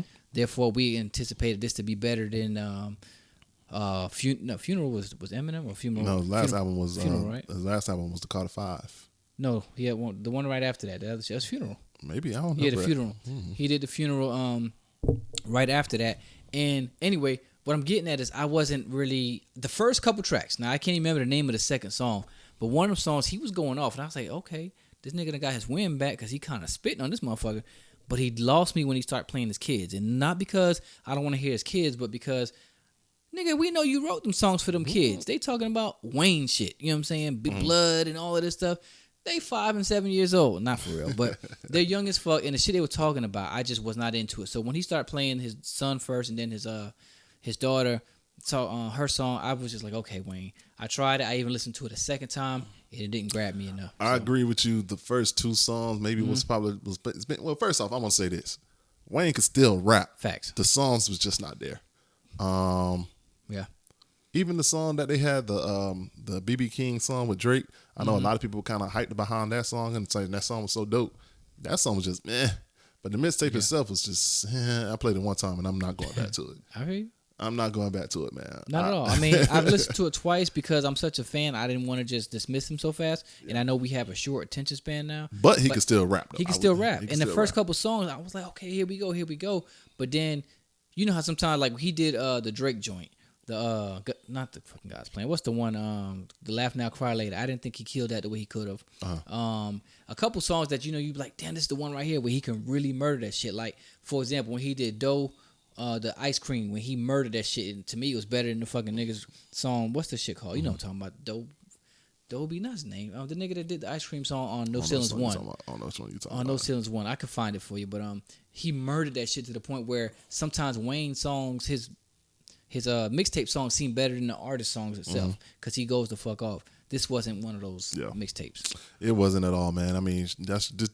I mean, I know people are still on the fence behind Wayne and still haven't forgiven him about the Trump stuff. And there was a couple songs. He said something about it. Yeah. I'm about to say there was a couple songs on there, but he was saying it in support though. He was saying it in support that he fucked with Trump. I thought he was being funny, saying there was one that he said something about money. Following Trump. That's what I say. He said something. He did say one like that, but he also said something. One verse about there where he was kind of supporting Trump. But either way it goes, man. I know people are on the fence behind Wayne, but the Dedication 3, is that what it is? Not Dedication 3. Excuse me. No Ceilings 3. Just wasn't it for me. Yeah, I'm sorry. And again, like you said, I mean, most people base their opinion off of how they feel about somebody, but to me, I don't do that. Yeah. The music, like you said, just wasn't there, so I wasn't feeling it. All right, man. Well, so let's go ahead and talk about some music that dropped. I know it really wasn't too much that did drop over the past couple of weeks, even though it was kind of a lot. Okay. But did we talk about 2 Chainz album? 2 Chainz? We did not. We didn't talk about 2 Chainz album. 2 Chainz album, So Help Me God. Mm-hmm. That is probably 2 Chainz' best work, to be honest with you, bro. It might be, if not his top best project, it's his second best project. That shit hard. That shit fire as fuck. That shit hard, bro. And I love his approach. If you listen to what he said about it, like he even said, everybody expected him to talk about, the quarantine, all this. He was like, no, we need some fun doing this shit too. And that's what this fucking album is. I'm having fun doing this shit. Quarantine Thick with Mulatto, that shit was fire. You know what I mean? He had a lot of shit on there. Like, I listened to that bitch like 3 times. Worked out to it. Had a good ass time listening to it. And we intro in this we just intro to my theme song. That shit fire. Great Area, Youngin. Great Area, Great Area is definitely a top 3 on that damn album. That shit fire. That shit hard, man. So also as well, T.I. dropped his The Libra album. The Libra. That was, I don't know if that was before we left or not after we left, but either way it goes, that album I think was before, dope. we just didn't talk about it. I think it was dope too. I do too. I mean, it wasn't. I mean, I hate that we always got to try to compare. We cannot. This is a whole different life that happened between the I'm Seriouses and the fucking I'm sorry, I'm serious. Urban Legend, trap music. to now. So you're not going to be able to compare that shit. And if he was talking about that shit, do you want to hear that? No. Yeah. So therefore, I like the Libra for what it was, a growth album, and he still had hits. That one track, damn, what's the fuck is that name of shit? The one that's on, I think it's a single too. I might have to find the title, but yeah, I like that album too. Just give my perspective on that. Also, as well, right after the Verzuz, Gucci also dropped a mixtape. Pretty much just all his old songs that he kind of just put it on Apple Music or whatever for streaming purposes. Oh, he did do it? Trap God classics. Okay. You know what I mean? They got all the, the first days out, Lemonade, Wasted remix, both with Drake. Yeah. And it just lets you know about, this nigga still making hits, bro. I'm telling you, bro. He said he was going to. I thought he was just saying it to just, say it. But he was like, after this, I'm going to make it. It literally dropped right after the I'm drop an album with all my hits, which I want to hear. Yeah, man. What's it called? Because I need to go lock. It's called the Trap Guys Classics. I am my only competition. Another shout out Gucci, Jeezy. Also as well, the baby dropped a little project. My Brother's Keeper. I believe it's his second studio album. Since his brother passed not too earlier this year.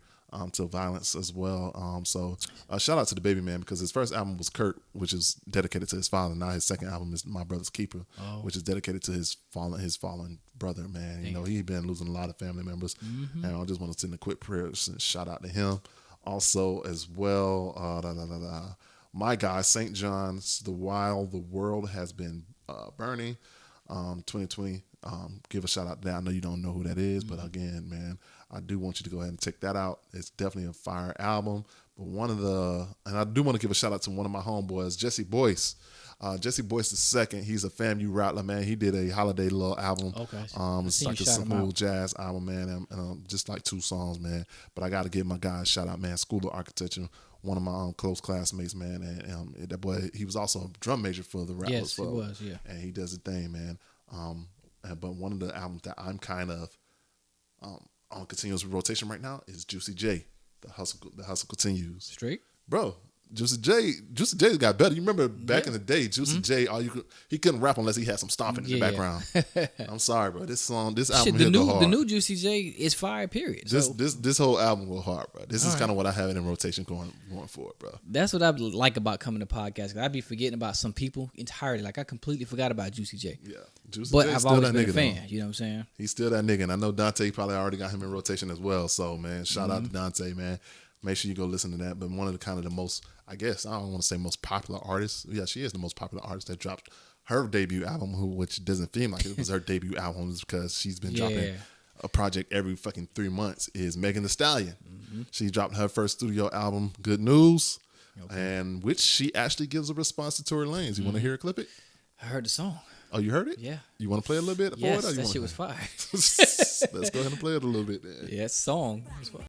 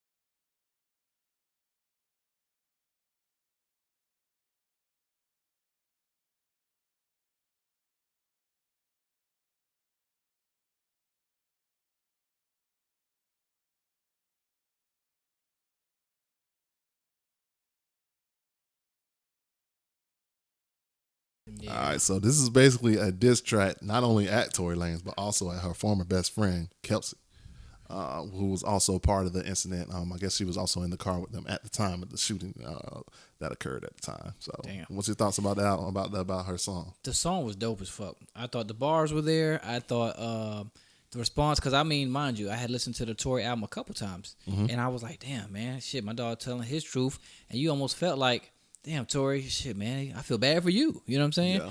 But when she said all this shit, it was just like, arrow. Now it's just like, okay, where's the fucking truth? I hear one story, but I love the diss album all together, period, just as a song. The song, yeah, you're right. I thought it was just fire. I thought it was funny. So there's a third perspective out there. Would you like to hear it? Of course. The third party, which is the former best friend Kelsey, she wrote about this song back at Megan. She's not a rapper. Oh man, keep that in mind now. But let's go. All right.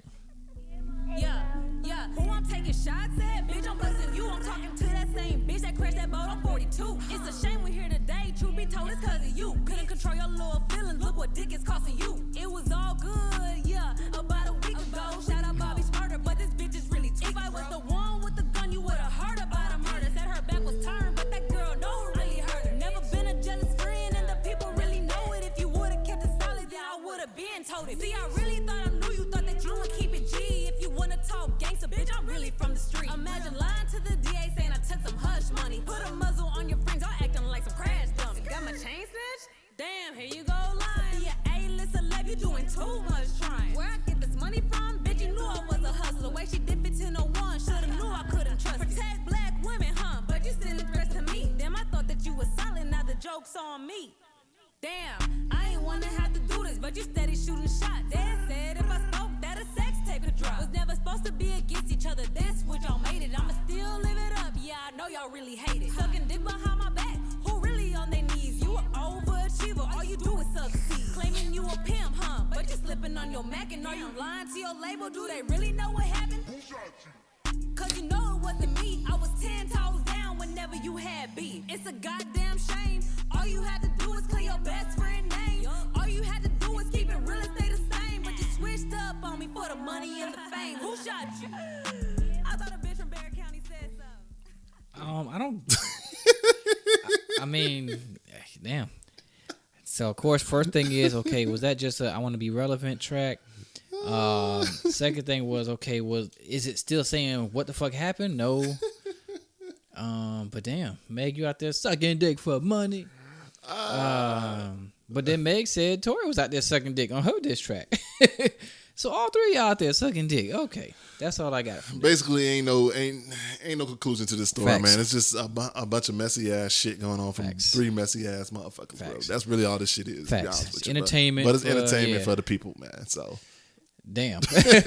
I mean, again, what's your thoughts on the old girl track though? Let's give it. I thought it was if she's not a rapper, then that was pretty good. Yeah, That was pretty good. And I mean, not saying, oh, she should be a rapper. It was good. She got her story told in one song. Please don't come out with an album, sweetie. Yeah, just don't do that, which she probably will, but please don't.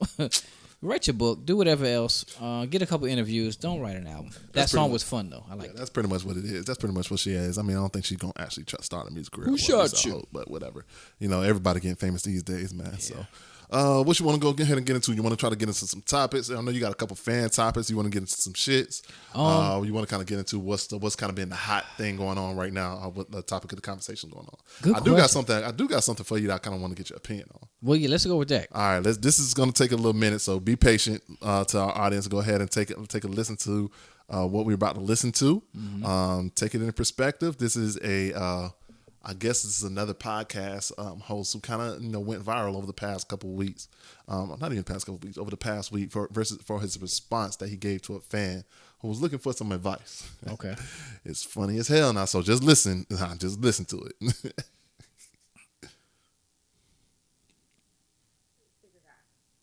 Is what I'm realizing. And ma'am, Let's bring it and back. that's Let's bring my it back. point. I honestly want a six-figure guy. Is what I'm realizing. And ma'am, and that's my point.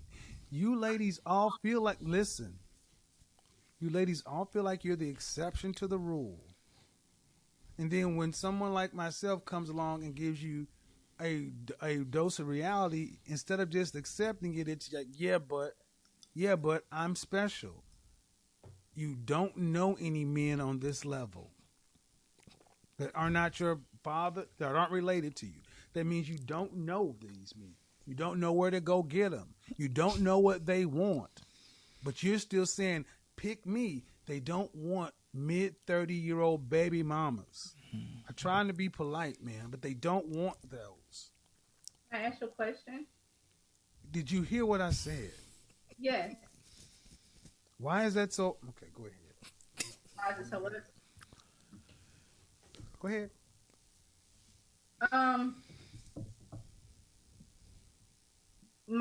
From my point of view, I feel like I get what you're saying. They do have better options, but also those better options are younger girls.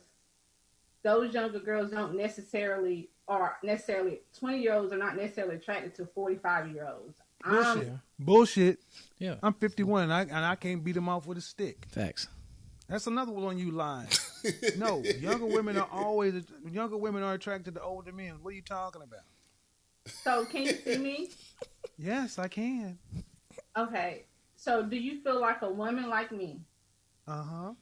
What would you rank yourself on a scale from 1 to 10? Oh, You cannot please. use 7. Would I rate myself? Just your face. My face when I wake up 5, but when I put myself together 6. Oh shit, she shot herself low. And how tall are you? 5'10". 5'5". Dress size. I'm sorry. Your dress size. A 3. Okay. So that makes you, if you give yourself a 5, that's average. Yes. So average looking women tend not to get high earning men. They tend to get average men. So Did you I mean, stop right there. Stop right I there. can't. Stop right there. Breathe and digest. Oh shit, he going in. He like calmly though. You're 35 years old and you can look around and see the world. You don't tend to see higher earning men with average looking women. Off rip. If you do see them, they got their average looking woman when they were both really young and he built his way up. But a man earning the kind of money you're talking about does not go for an average looking woman. I mean, my body is not average, so. But you're, ma'am, Look at you. please don't make me say it. See how she trying to put herself down, Yeah. trying to make herself feel better? Nah, Yeah, bro. you already gave yourself the facts. I really just wanted some advice. I love your. I'm giving you advice, but you're not taking it. The advice is, ma'am, you're average looking at best. Yikes. I'm taking it in, but. Okay, but you're not accepting the fact that, okay.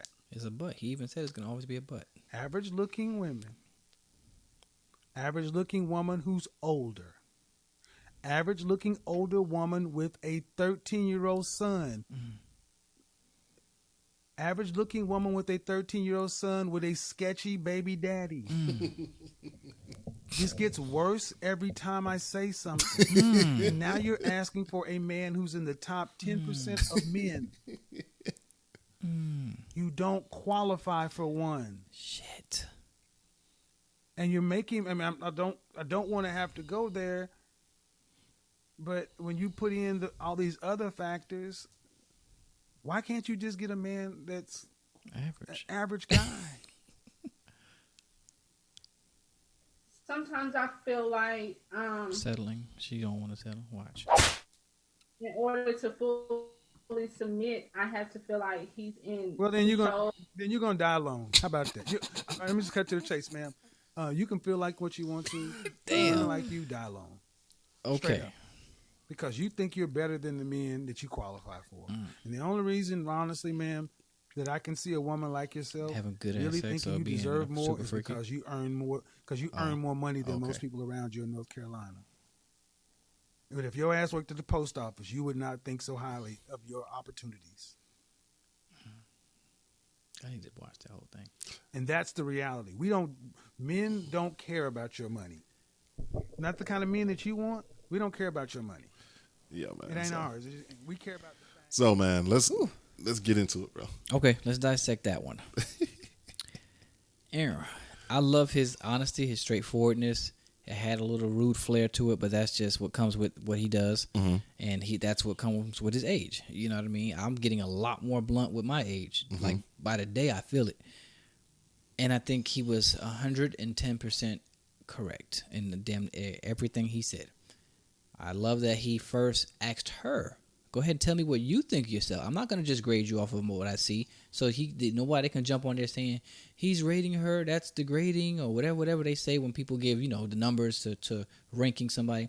He asked her. She said that. So you already classified yourself as average. But the first thing you led with was what? I'm sorry, but my man has to be 6 figures. Blah blah blah.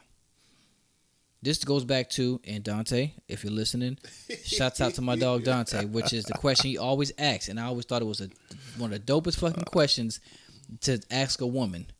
Sweetie, would you date yourself? Like, step outside yourself and look at what you're offering. Would you date yourself? You know what I mean? Just look what you're bringing to the table. Don't say what you want. Look what you're bringing to the table and ask, would you date yourself? If you can, without using your pride, honestly say yes, then okay. But the honest truth is, most of the time, women that have such high expectations don't bring nothing to the table for it. Now let's put it in the perspective for her then. So let's say, I didn't watch that whole 2-hour interview because it was like a 2-hour interview. I think their portion with the old girl was maybe like 6 or 7 minutes or something like that. But all she didn't say. I mean, I don't know. Maybe I missed that part. But she didn't necessarily say that her mate needed to be attractive. She didn't. No, you're right. She just said that he needed to make 6 figures. So she's a business owner, and she says she makes 6 figures. Okay. So in her perspective, she would date herself because she makes 6 figures. Okay. So, and again, maybe that was me making the assumption that she went with she wants, because let me back it up. This just goes because one time too many, you can vouch and attest to this, we hear too much women with the extreme high expectation of 6 feet or better, in shape, God-fearing, great relationship with his mother, never been married, no kids, 6 figures, again, throw that in there. Damn, bro, you describing me over there. Here that you go, nigga. Not light skin, not as plain. Actually, that's right. Yeah, I mean, all these things that they throw up there that are musts. Okay, well, sweetie, let's match a couple of these up to what you got. Do you have children? Yes, I have 2. So why does he not have to have? That is a point that she did bring up. He can't have children. He can't, but you got a 13-year-old. Okay, so why you can have yours, but he can't bring none to the table because you don't want no more? Okay, you're already coming in selfish, right? Okay, the money thing. If it matches, it matches. But let me not say most. I hate saying that. A lot of times, you're not bringing the 6 figures, but you want him to have it. Then you go with the whole, well, a man's supposed to support, blah, blah, blah, blah, blah. He can still support without making 6 figures. Ask your boy. You know what I'm saying? Ask your boy. But that's another thing. Okay, the look, the 6 feet thing. Okay, what if he doesn't want a 5'5" or less, but you're 5'2", but you want him to be 6 foot plus? It has to be. Like, you even make it a rule. He can't be shorter than blah, blah, blah. How many times have you heard that? A lot. Yeah. In shape. Sweetie, you don't work out. But I don't need to because my body naturally. You got all these requests, but a lot of them aren't being matched by how you carry yourself. You're already coming into this thing selfish. Okay, you hit it on the head, No, bro. I'm just saying, and I can go down the list of all those things, but that's just what I hear. I'm letting you cook, bro. You on your Steph Curry right now. Go ahead. With the exception of being married now and having children, I used to be in that little group of people of the hot commodity crew. I mean, I give it to you, no homo. You pretty much got everything a woman would want. They're still gonna find a reason to. That's a fact. To not, right? That's a fact. They're still gonna find a reason to not, whatever it is. That's a fact. That's a fact. You killed that one. You killed that one, bro. Well, just saying. Okay, so that was in my perspective on that. I'd love to go back and listen to the rest of his because he was killing that shit. So I mean, I guess I don't necessarily know exactly who the Kevin Samuels guy is, but I guess he's giving dating advice on his show. Okay. There was another clip that kind of went viral recently, but we ain't fit to get into that one right now. The time constraints and all that stuff. But he seemed like he had some interesting stuff to talk about. And it's just him by himself taking calls from different viewers and stuff, and just kind of giving their perspective and things, giving his perspective on things. Because I guess he's a successful black man who makes 6 figures. I don't know, whatever.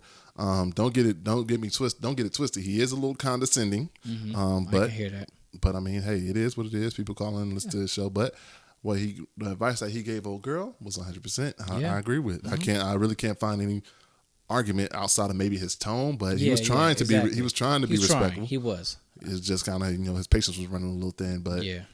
Because he's tired of hearing it too, and he's older. So again, we know as men, you're a lot more blunt to women than you were 10 years ago. Yeah. I'm sure. You just tell her how it is because you've earned that right in age and experience to say, I've experienced it, so you can't tell me otherwise. It's not even the fact that we earned that right. It's just the fact that we kind of realize that people are appreciative of more bluntness, of being appreciative of being told the truth up front versus playing mind games and not necessarily. We could take that to a whole other topic right there. That's kind of what it is, bro. So we could take that somewhere. I think you have a topic on that already. I thought we had a fan request, so if you kind of want to go ahead and talk about that. So let me entertain a fan request since we're kind of on subject. I wasn't going to go into this. I was going to wait till next episode to just have like a fan request rundown of a whole bunch of shit. But we're on the subject damn near to the T, so I kind of have to. So damn, which part? So let's answer this one. Do we want to do the why do men chase but don't actually want, or do we want to do the loyal but demand loyalty? Let's do that one. Actually, let's do that one. Let's do that one. Which one? We could do. Hold on. I mean, that's kind of the same thing. It's kind of the same thing. It could be, but this could be. Just ask okay. It. Let's go. So the first question I got when we threw out the idea, hey, tell us what you want us to talk about. A woman, no name needed, asks, why do men chase women they don't actually want?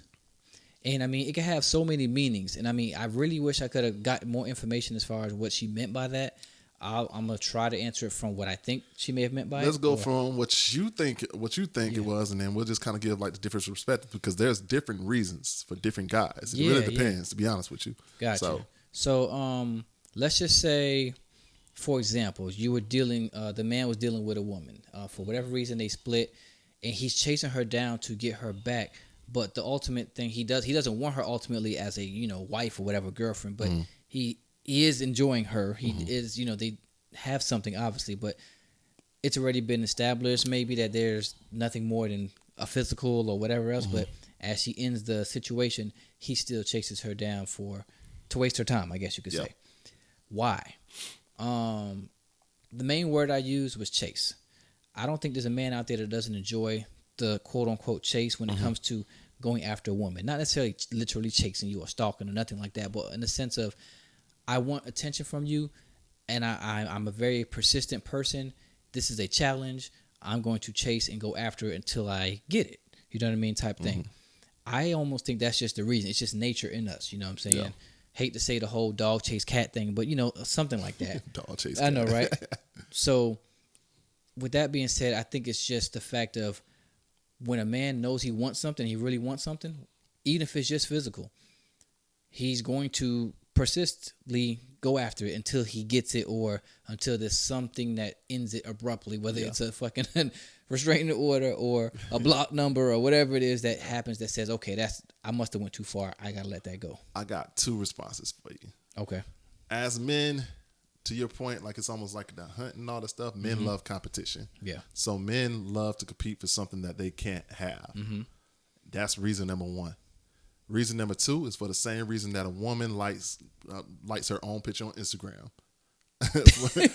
People like their own picture? People like their own pictures on Instagram. I'm sure you've seen that enough. Yeah, you're right. I'm acting and I'm thinking about a few people as you say that. It's because they got to get their lights up and they got to get their attention and they got to do it for their ego.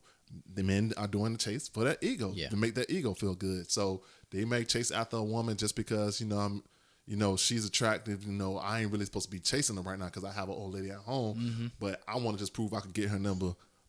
Just so I can feel better about myself and see I still got it. I understand. And that's a maturity aspect of things. As people get older, then you kind of realize maybe they don't need to do that anymore. But just keeping them 100% honest, it's an ego chase. It's an ego thing. I actually couldn't agree more. That's perfectly put. It's an ego thing. It is, and I mean, every man has one. I don't care how laid back, calm he is. Damn, I was gonna compare a couple people. Well, let's do it. I got friends. From the cliffs of people, and this isn't a shot to Cliff, but you're laid back, chill, to the cocky of a hef. You know what I'm saying? Something like that. At the end of the day, we have egos, and these egos need to be caressed. Yeah. In some way, some form, some fashion, we need our egos stressed. And it's just not us men. It's just like why women entertain guys in their DMs that they're not even really interested in the same way. So it's the same thing. This is true. It's just a human trait that it's to get it's stupid. It's stupid. Like I can damn near answer that one because I know they do it because they want to get that attention. And then what do? They put him on the chase. And I'm going to make this fun. I'm going to compare it to my daughter. So my daughter's favorite game right now is Daddy Chase Me. Okay. So right now, all I have to do is give her a Wait, little... Ava? Ava, Okay. sorry. My youngest daughter, she's 1. Her favorite game is Daddy Chase Me. So all I have to do is see her smile, look at her, and do something, and she's going to start running and look back for me to chase her. It's just the nature of... It's fun, you know what I mean? So that's what women do. They want us to chase. So they can ask questions like this. Why do men continuously chase if they don't want you? But they enjoy it. They need it. Right. And obviously, he's catching you every time. You might run and get free a couple times, but he's catching you because you allow it. Well, no, I'm not going to say that far. I think it's more so of you just have to improve your vetting process as a woman to kind of filter out because you know when a nigga is just chasing you just to be fucking with you, and you know when a nigga after you to actually get after you, because when a nigga chase after you to be with you, to try to be with you, they're gonna show you that facts. You right. So I mean, if you getting caught by somebody that doesn't want you, it's because you want them, and you're letting yourself get caught because you want that attention. So I mean, so that's really what it comes down to. I think we've all pretty much gotten involved with somebody too much than what we anticipated. Like we ain't really fuck with that person initially, but you know what I mean? We fuck with somebody for too long and in a situation that we shouldn't have been in the first place. So I mean, I think we all kind of dealt with that at one point in life. You know what I mean? So nah, I got you perfectly put. Like when you know you're gonna wife somebody, you knew you was gonna wife that person from the show. I think there's the saying out here that a woman knows that she's gonna smash a dude within the first 5 minutes of meeting them. I do know that he's gonna wife a chick probably within the first conversation or within the first 5 minutes of meeting them as well. So if his mind is there and if that's what he's looking for, exactly. You know what I mean? But yeah, no, that's pretty accurate. Like I mean, I've heard many women tell me that, hey, I knew from when I seen you that night at such and such. This isn't even trying to be cocky. From the night at such and such, that I wanted to give you some pussy. And I was like, well, damn. And I bet you at the same time, she knew that she wanted to smash you. But she knew she didn't want to be your man. Exactly. Be your man. And that's the same thing for a man. So I mean, you're right. So to my follower on that question, that answers that. If you have any follow up questions for that, feel free to ask them. Did she have a follow up? Let's see. I know you said it was other questions. I don't know if that was pertaining to the same thing. But what was the other question that you said you kind of wanted to ask? Who, me or this person? No, you said it was another fan question. Oh yeah, it was in the. It's in the ballpark or nah? If you want it could be. I'll ask. But I can't. Can I answer this? Maybe I can. Okay. Another question asked was, why are men who aren't loyal the first ones to demand loyalty? Now, I think this person asked that out of pain, obviously. I mean, and it revolves right back to that same conversation. Yeah, it's it does. all about an ego thing. It's an ego thing. So it's pretty much the same answer. So, why are men aren't loyal the first ones to demand loyalty? It's just... And let's keep it a buck. Mm-hmm. It doesn't just fall for men, because women are out here just as disloyal as men are, and still married and stuff as well. Yeah, we could talk about. And that was another person said this. They was like, it was more of a topic comment than it was a question, and it said women don't cheat for no reason. Yeah, but exactly, men don't cheat for no reason either. Facts. Let's keep it a buck. Well, black men don't cheat for starters. Black men don't cheat. Facts. They don't cheat. So let's start with that.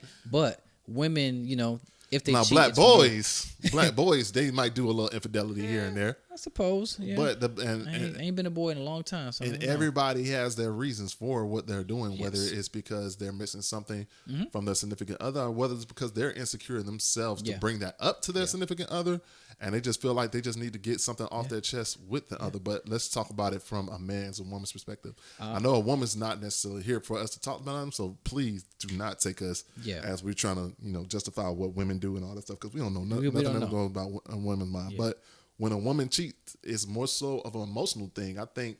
And I'm just going to speak from my perspective. When I've dealt with people that were in relationships when I shouldn't have dealt with them while they were in a relationship, they said that they're doing it, one, because they're not in love anymore, or they're not feeling that emotional connection with their spouse anymore, and they're about to end it. Are they trying to get out of it? So, or their dude don't eat booty and you do. So no. Anyways, and that's kind of what their a woman's perspective from what I've heard from them saying. Versus whereas a man coming from a man's perspective, they might do it because they're not getting that emotional support from their spouse at home, or they might not be getting that physical contact that they need at home. But I think for men, it still is more so of a physical thing versus a woman being a more so emotional thing. And that's just my perspective. I'm not a woman. I don't know what women think. So please do not take me at my word, but that's kind of how I feel about it. I mean, I think a lot of women would agree with that. I mean, it's pretty much been noted. I mean, I've had this conversation. Obviously you have as well with different women. Even if it wasn't as deep, it was still somewhere on the surface. And they'll all say the same thing. How can you guys just fuck somebody and that be it? But there are women also out there that I know that can just get their shit off and call it a fucking day and be back with theirs like it's nothing. What is and that's the ones we be like, oh, you a whole nigga. You know what I'm saying? We say, excuse my language, we say stuff like, oh, you a whole dude. You know? And that comes to the perspective of being ego for their ego and being selfish. Yeah. I want to give her a nickname. Damn, I want to give her who? A nickname. You know who I'm talking about.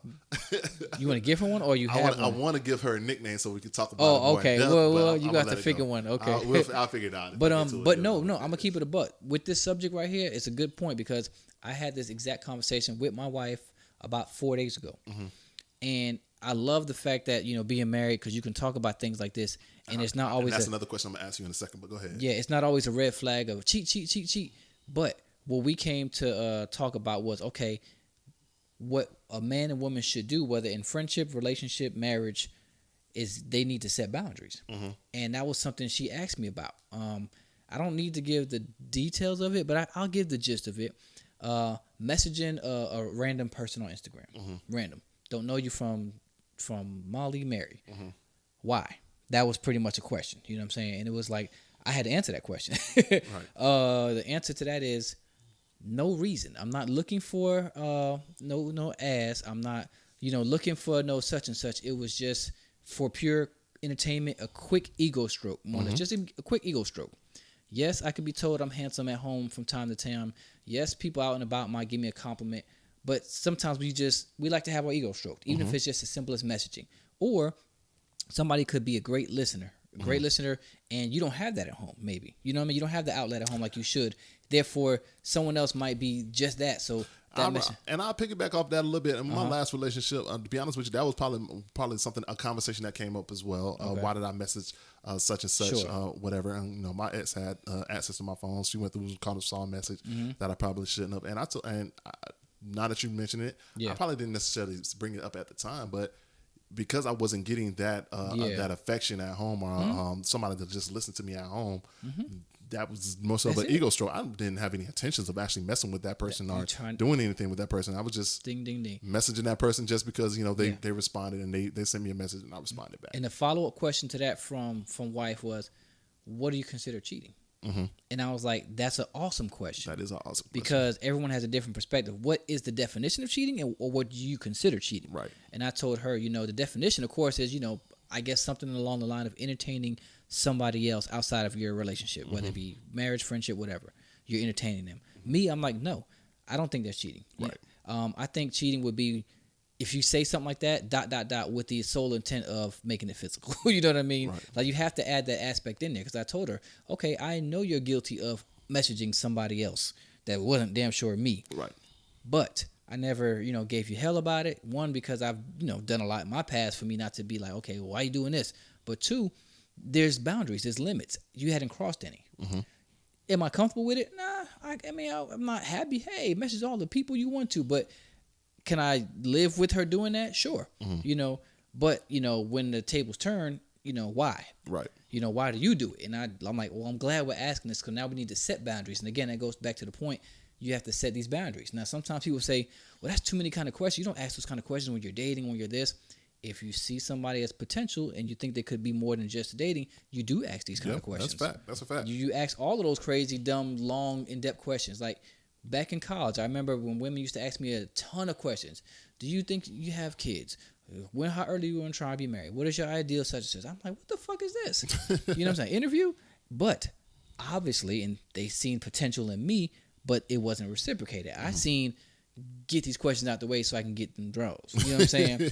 But now being a whole man now, I see why these questions are asked, because I've asked them. You know what I'm saying? In an adulthood. Like, okay, these are the questions I want to ask because I want to know, to make sure we're compatible in a sense. Yeah. So yeah, I'm glad we touched on that topic, because we can go into that but I think we have the gist of it. So I think we kind of get the gist of that pretty much men and women both cheat mainly for an ego stroke or something like that. And mainly women. And kind of taking it more so, because black men don't cheat. Facts. And they kind of, just take Shout it out to more, I guess, go over the borderline of that boundary than what they anticipated. But let's bring it back to, let's reverse it a little bit. I think you kind of hit it pretty much on the head, but I'm going to just ask, what can we do as a society once we're involved in a relationship to identify we may have those thoughts of, those ego thoughts to kind of make us be tempted to cheat, but what is a resolution that we're doing with our spouse so that we don't cheat? I think you kind of hit it right on the head, to be honest with you, but let's take it. Let's do love that. I love those questions. I think the first thing you can do, damn, I feel like I done learned so much in my marriage in a short time. Yeah, because you just sounds like you learned a lot, nigga. And I have. But you know what the fuck I've been through. I know. So not many people know, but you know how many times I ran from this shit to finally, accept it and love it and be happy with it. But to the point, I lost my whole train of thought with that. The first thing you need to do is I think we have to get more comfortable in having conversations with our partner. That's what that's the problem. Yeah. Like where people are just rushing to get in relationships just to get in relationships and still doesn't have that comfort zone to speak to your spouse, to actually, get to know your spouse, know how they feel and understand them. You got to. One advantage I had with mine, and I'll tell you all, was we had a friendship first. She was the first woman I had as a friend before being physical. So we hadn't touched each other. Mind you, I moved physically fast with a lot of people in the past. You're a whore. Anyways, I moved on to the physical part of friendship very fast in a lot of times. And a lot of times, once we get through physical, it's like we almost don't look for the other stuff. You know what I mean? I don't know why, but that's just sometimes the nature. But with my wife, we weren't physical right away, so therefore we had a full out friendship. She's the first person I hung out with when we didn't really do the movies. We went out to eat. We had lunch together, and this is at a young age when going to lunch wasn't popular like it is now together, unless you was in fucking high school. I mean, she was bringing you lunch though. Yeah, and vice versa. Or no, we would go together. We both would take a lunch at 1 o'clock. Nobody bring me no damn lunch. She would come get me for lunch on my break, or on break I would come get her from lunch. We would alternate days. But I'm just saying, like, we actually established a friendship, so I got to know her a little bit, you know what I mean, first, before the physical. So when the physical came, everything wasn't based off of that. It wasn't, who's this woman? Like, I didn't know her. All I knew was had fun in the bed, you know what I mean? Right. But you're right, to the point where when they say communication is key, they don't just mean communicate things like where you're going and communicate how you're feeling. Communication is key, just period. Have conversation, because if you think about it, a lot of times the little person you might be dealing with on a more physical level, you're doing a lot of communicating with. And I want to make sure that the clarity is there, that communication is not just having the conversation. Yeah. The communication is also listening and understanding. Not just listening, but understanding. Yeah. And building the comfort with your spouse. If you don't have that comfort, because you could talk to them all day, but if you don't have that comfort, you're not going to go ahead and get into that depth that, I feel insecure about this and I don't like this and that. You're not going to communicate that if you're not comfortable. You got to be selfless in that. So again, these are things that I've gotten better at. Like, I tell her every time, like, okay, I'm going to keep it above. I'm going to tell you the idea of what happened. We already kind of hit it on the head as far as messaging a random person on Instagram. So anyway, long story short, I was sent pictures of the messaging. Oh, this nigga! I was about to say you got. She had receipts. Did you get the news? Oh, nah, we ain't do all that. Nah, she sent a couple pictures of. My ex did catch a nude, but it wasn't. Oh shit! But see, it wasn't a nude. This person hasn't messaged me in like 2-3 years. But the last message she sent was a nude. So and then I'm like, what the fuck? I feel you.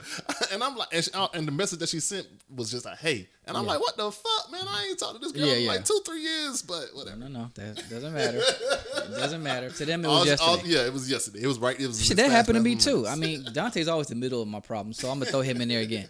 This happened to me with a mutual friend of ours. I won't put her name out there because she may actually listen one day to the podcast, but he sent me an email many years ago, literally about 8-9 years ago, and it was a picture of me at this friend's house, in pajamas. I had stayed the night, and it wasn't even physical.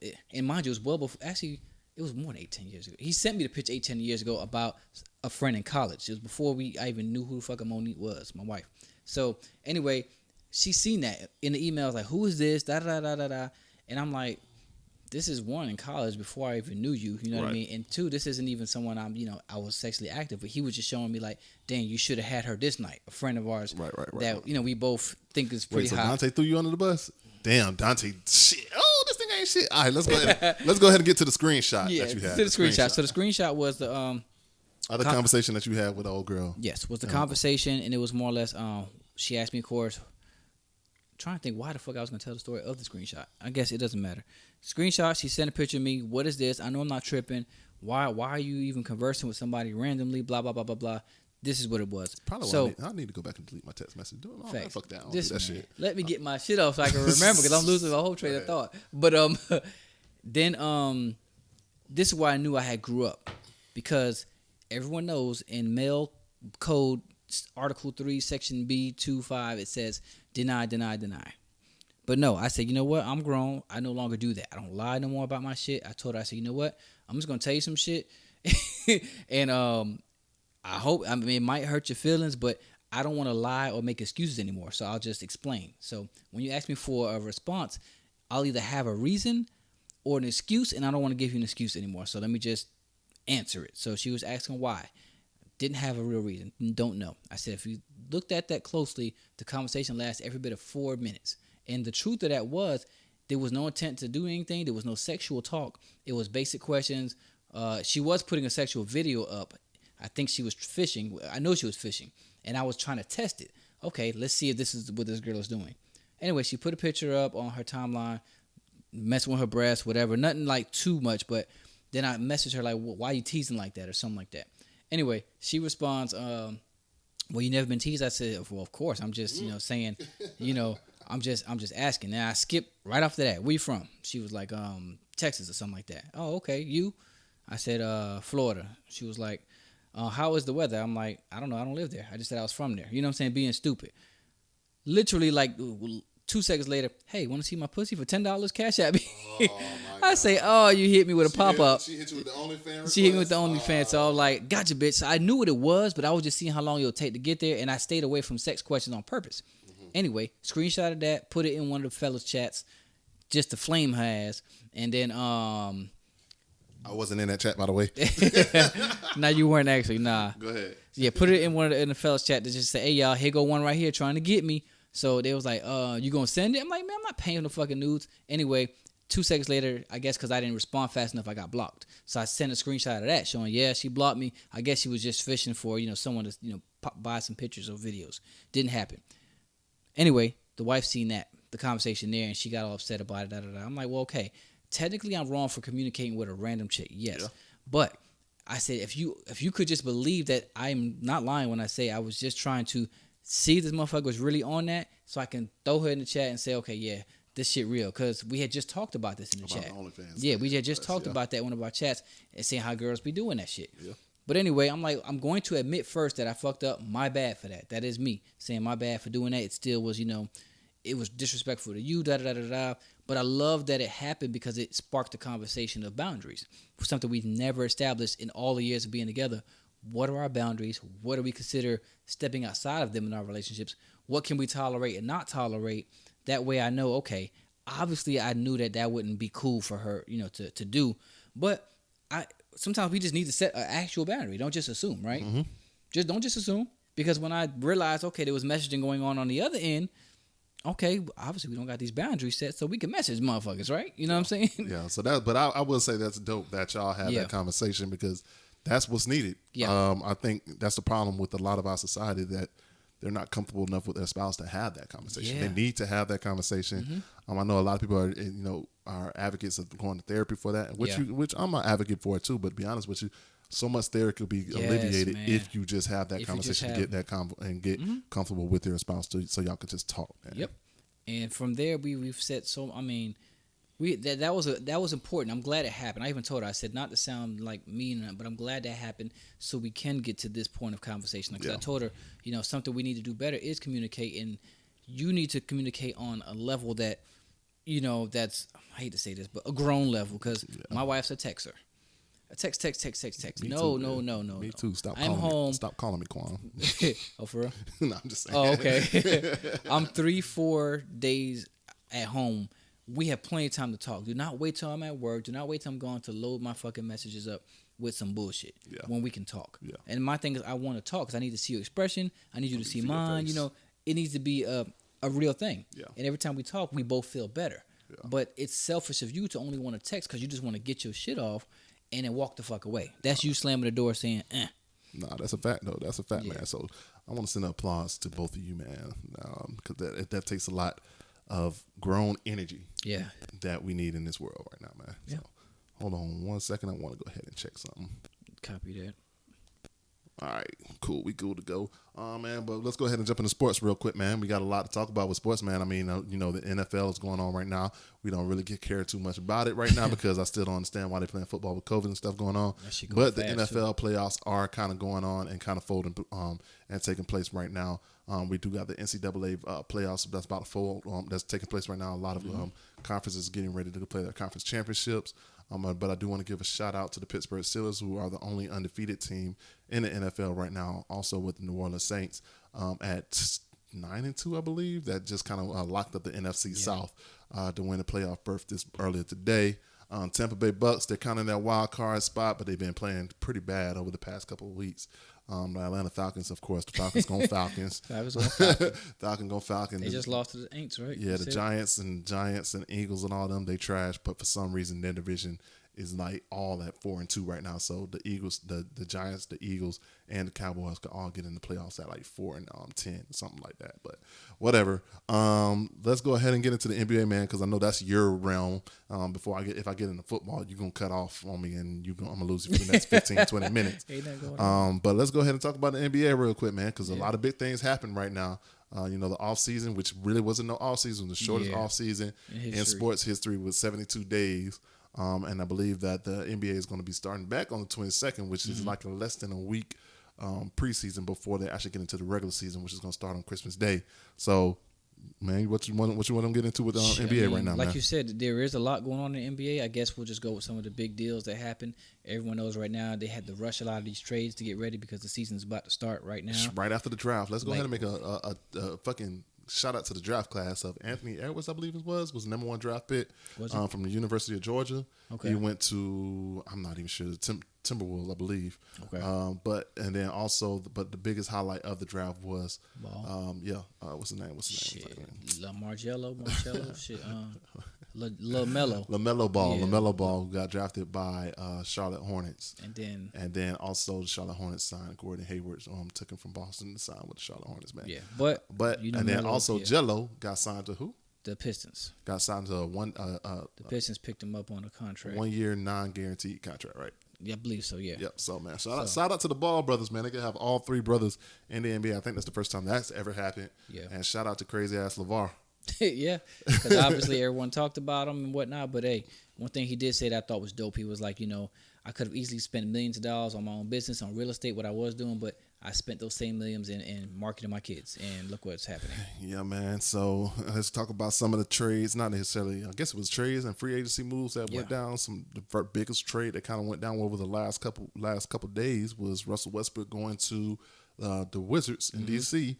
and John Wall being traded to the Houston Rockets. Straight John trade. Wall and Pick. There was one other player pick. that went. No, one other pick. It was just a first round pick. First round pick and a first round pick to the Houston Rockets. Yeah. So John Wall and right now James Harden. Yeah.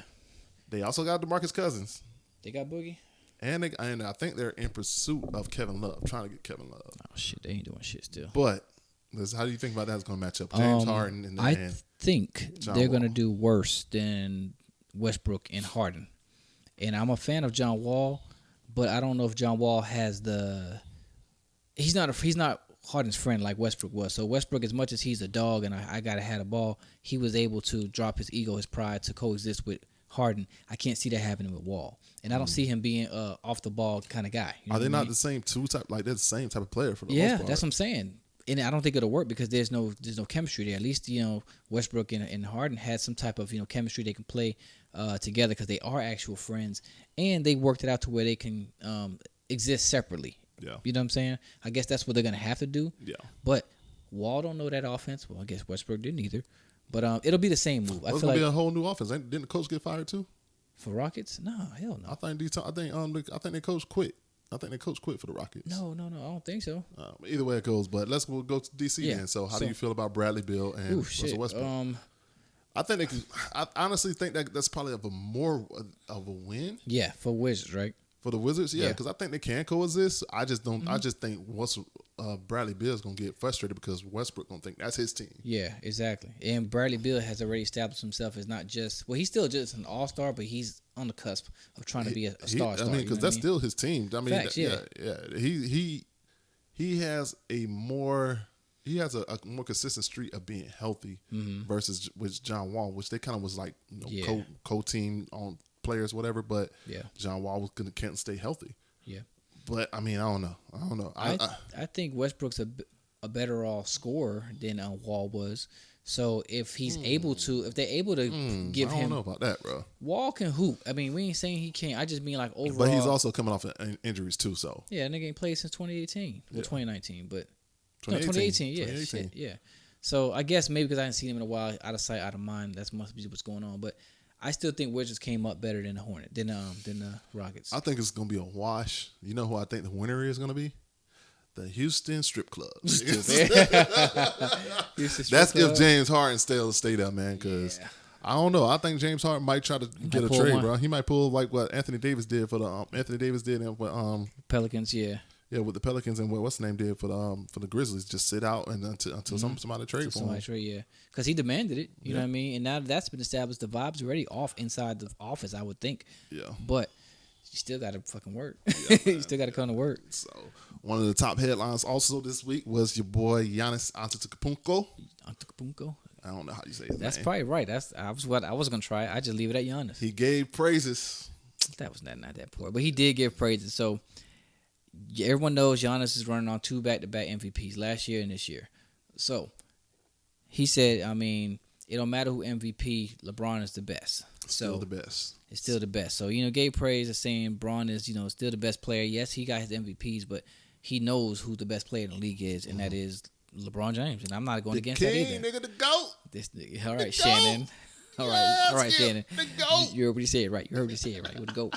So, I guess we'll ask the question that everybody else is asking. Okay, what do you think that means? You think that's just a comment? Because he didn't give it in like native English language in an interview. It was just in It was an interview in Greek, one of the Greece interviews that he did.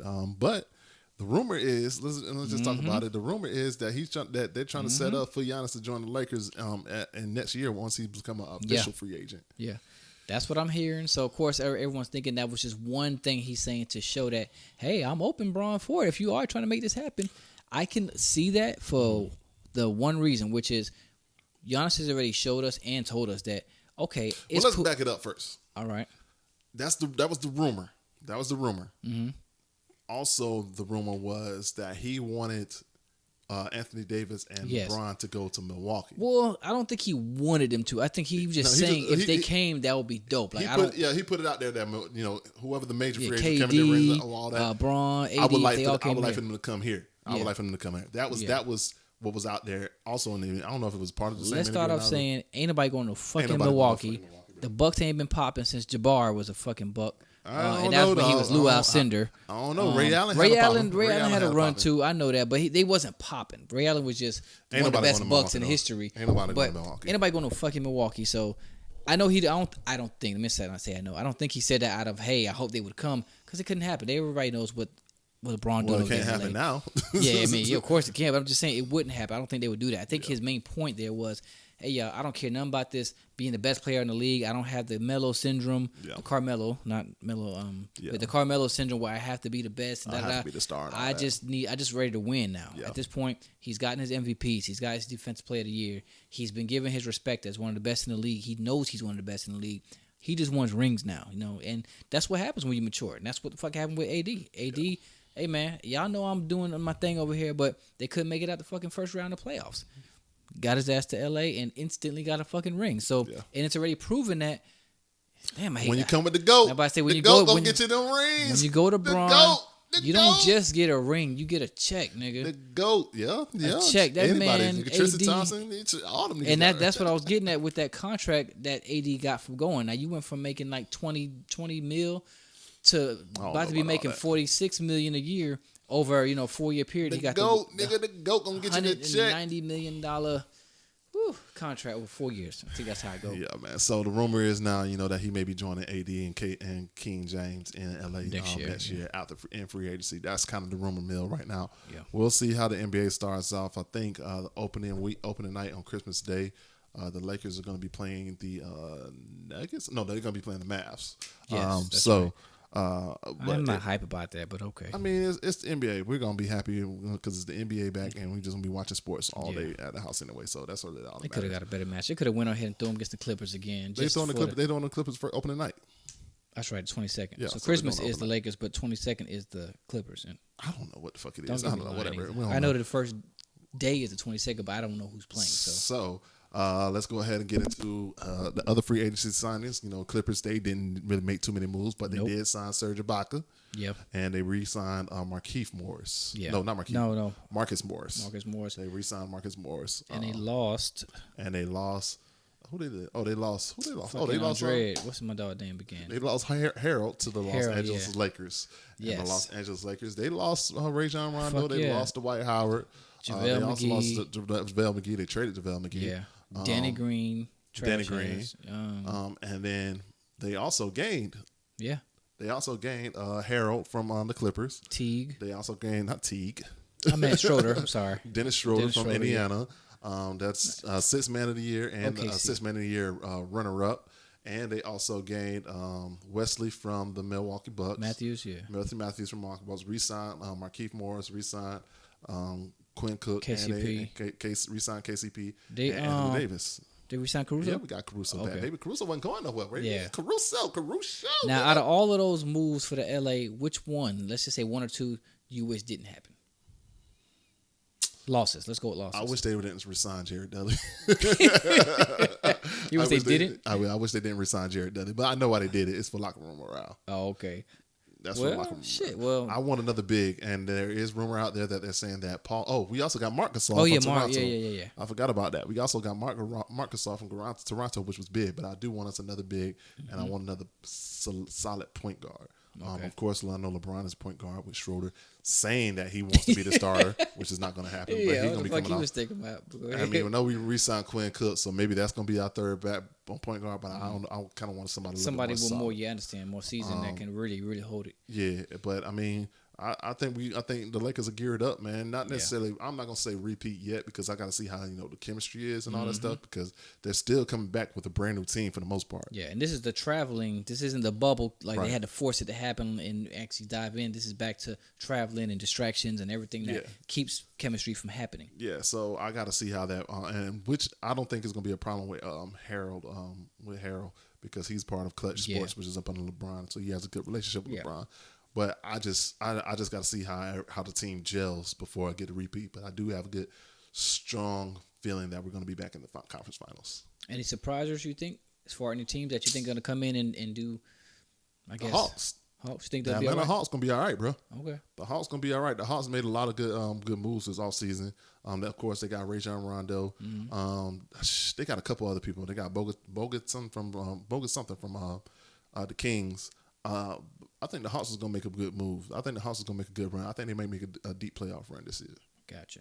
That's what I'm putting down. Lakers, the Magic, unfortunately, going to be the Magic. Where'd Dwight go? Dwight went to the Sixers. The Sixers is also going to be another good team, Dwight went to the Sixers? Yeah. That was a move I wish didn't happen. I think that move, I did want Dwight Howard to stay because he initially did stay, and then he initially tweeted that he was resigning, but then last minute he deleted the tweet and got traded. I know, and signed to the Sixers. And got signed to the Sixers. But I think, I don't know. I think that I feel like something's with the Sixers is going to happen where somebody's about to leave. I don't know if it's going to be a trade in the season or not, but either something's up over there. But the Sixers made some good moves this offseason too. I do want to give a shout out to that, man. So that's a quick rundown of the NBA, man, and everything. We're excited for the NBA to come back because that's Anwar Sports. But we cannot let this podcast go by without talking about the event of the century. Tyson and Roy Jones. But I'm not talking about Tyson and Roy Jones. We're talking about my guy, Nate Robinson and Logan Paul. This man here. Whew, Sleepy Hollow Nate Robinson. So The most anticipated fight in a long fucking time. Tyson versus Roy Jones Jr. had some what do you call them again? What do you call the fights that come before it? I'm losing Preliminary? Preliminary fights. And everyone knew that Nate Robinson was on that ticket. Basketball player, ex-basketball player, and Logan Paul. Logan Paul, a YouTube star, Disney YouTube Channel star, and all that stuff. Did you watch the fights? No. Okay. Yeah. No. You mean the prelims? All of them. No, just the Tyson fight. Okay. Yeah. So I did watch that. I mean, I want to before you get started on that. right, you got I it. do want to sit here and say that all the prelims were great. more. All of the prelims were great. Okay. I had got a link, and I just kind of was watching it via the link. Yeah. But all the prelims were great. I don't know what it was. Maybe because the boxing ring was a smaller size, or maybe because it was shorter. It wasn't a full 16 rounds. It was only 8 rounds per fight. Mm-hmm. But it was a lot more aggressive, and it was boxing, like how we used to see back in the day, but people getting at it, not all this jumping around, waiting and being patient and all that stuff, but they were actually going at it. Okay. And all the prelims were great up until Logan Paul and Nate Robinson got. And again, I didn't get to see the entire fight. I mean, there was no fight to see. But you got to take that one. So let's talk about my guy Nate Robinson. I was going for Nate Robinson. Nate Robinson, low key, has been probably one of my top 5 NBA players over the past decade. Because of his heart, his will, he's and all so that fun stuff. to watch. He's fun to watch when you're playing on the court. So I was going for my dog. And he blocked Nate. Shaq. So I was going for my dog Nate, but he came out there, you know what I mean?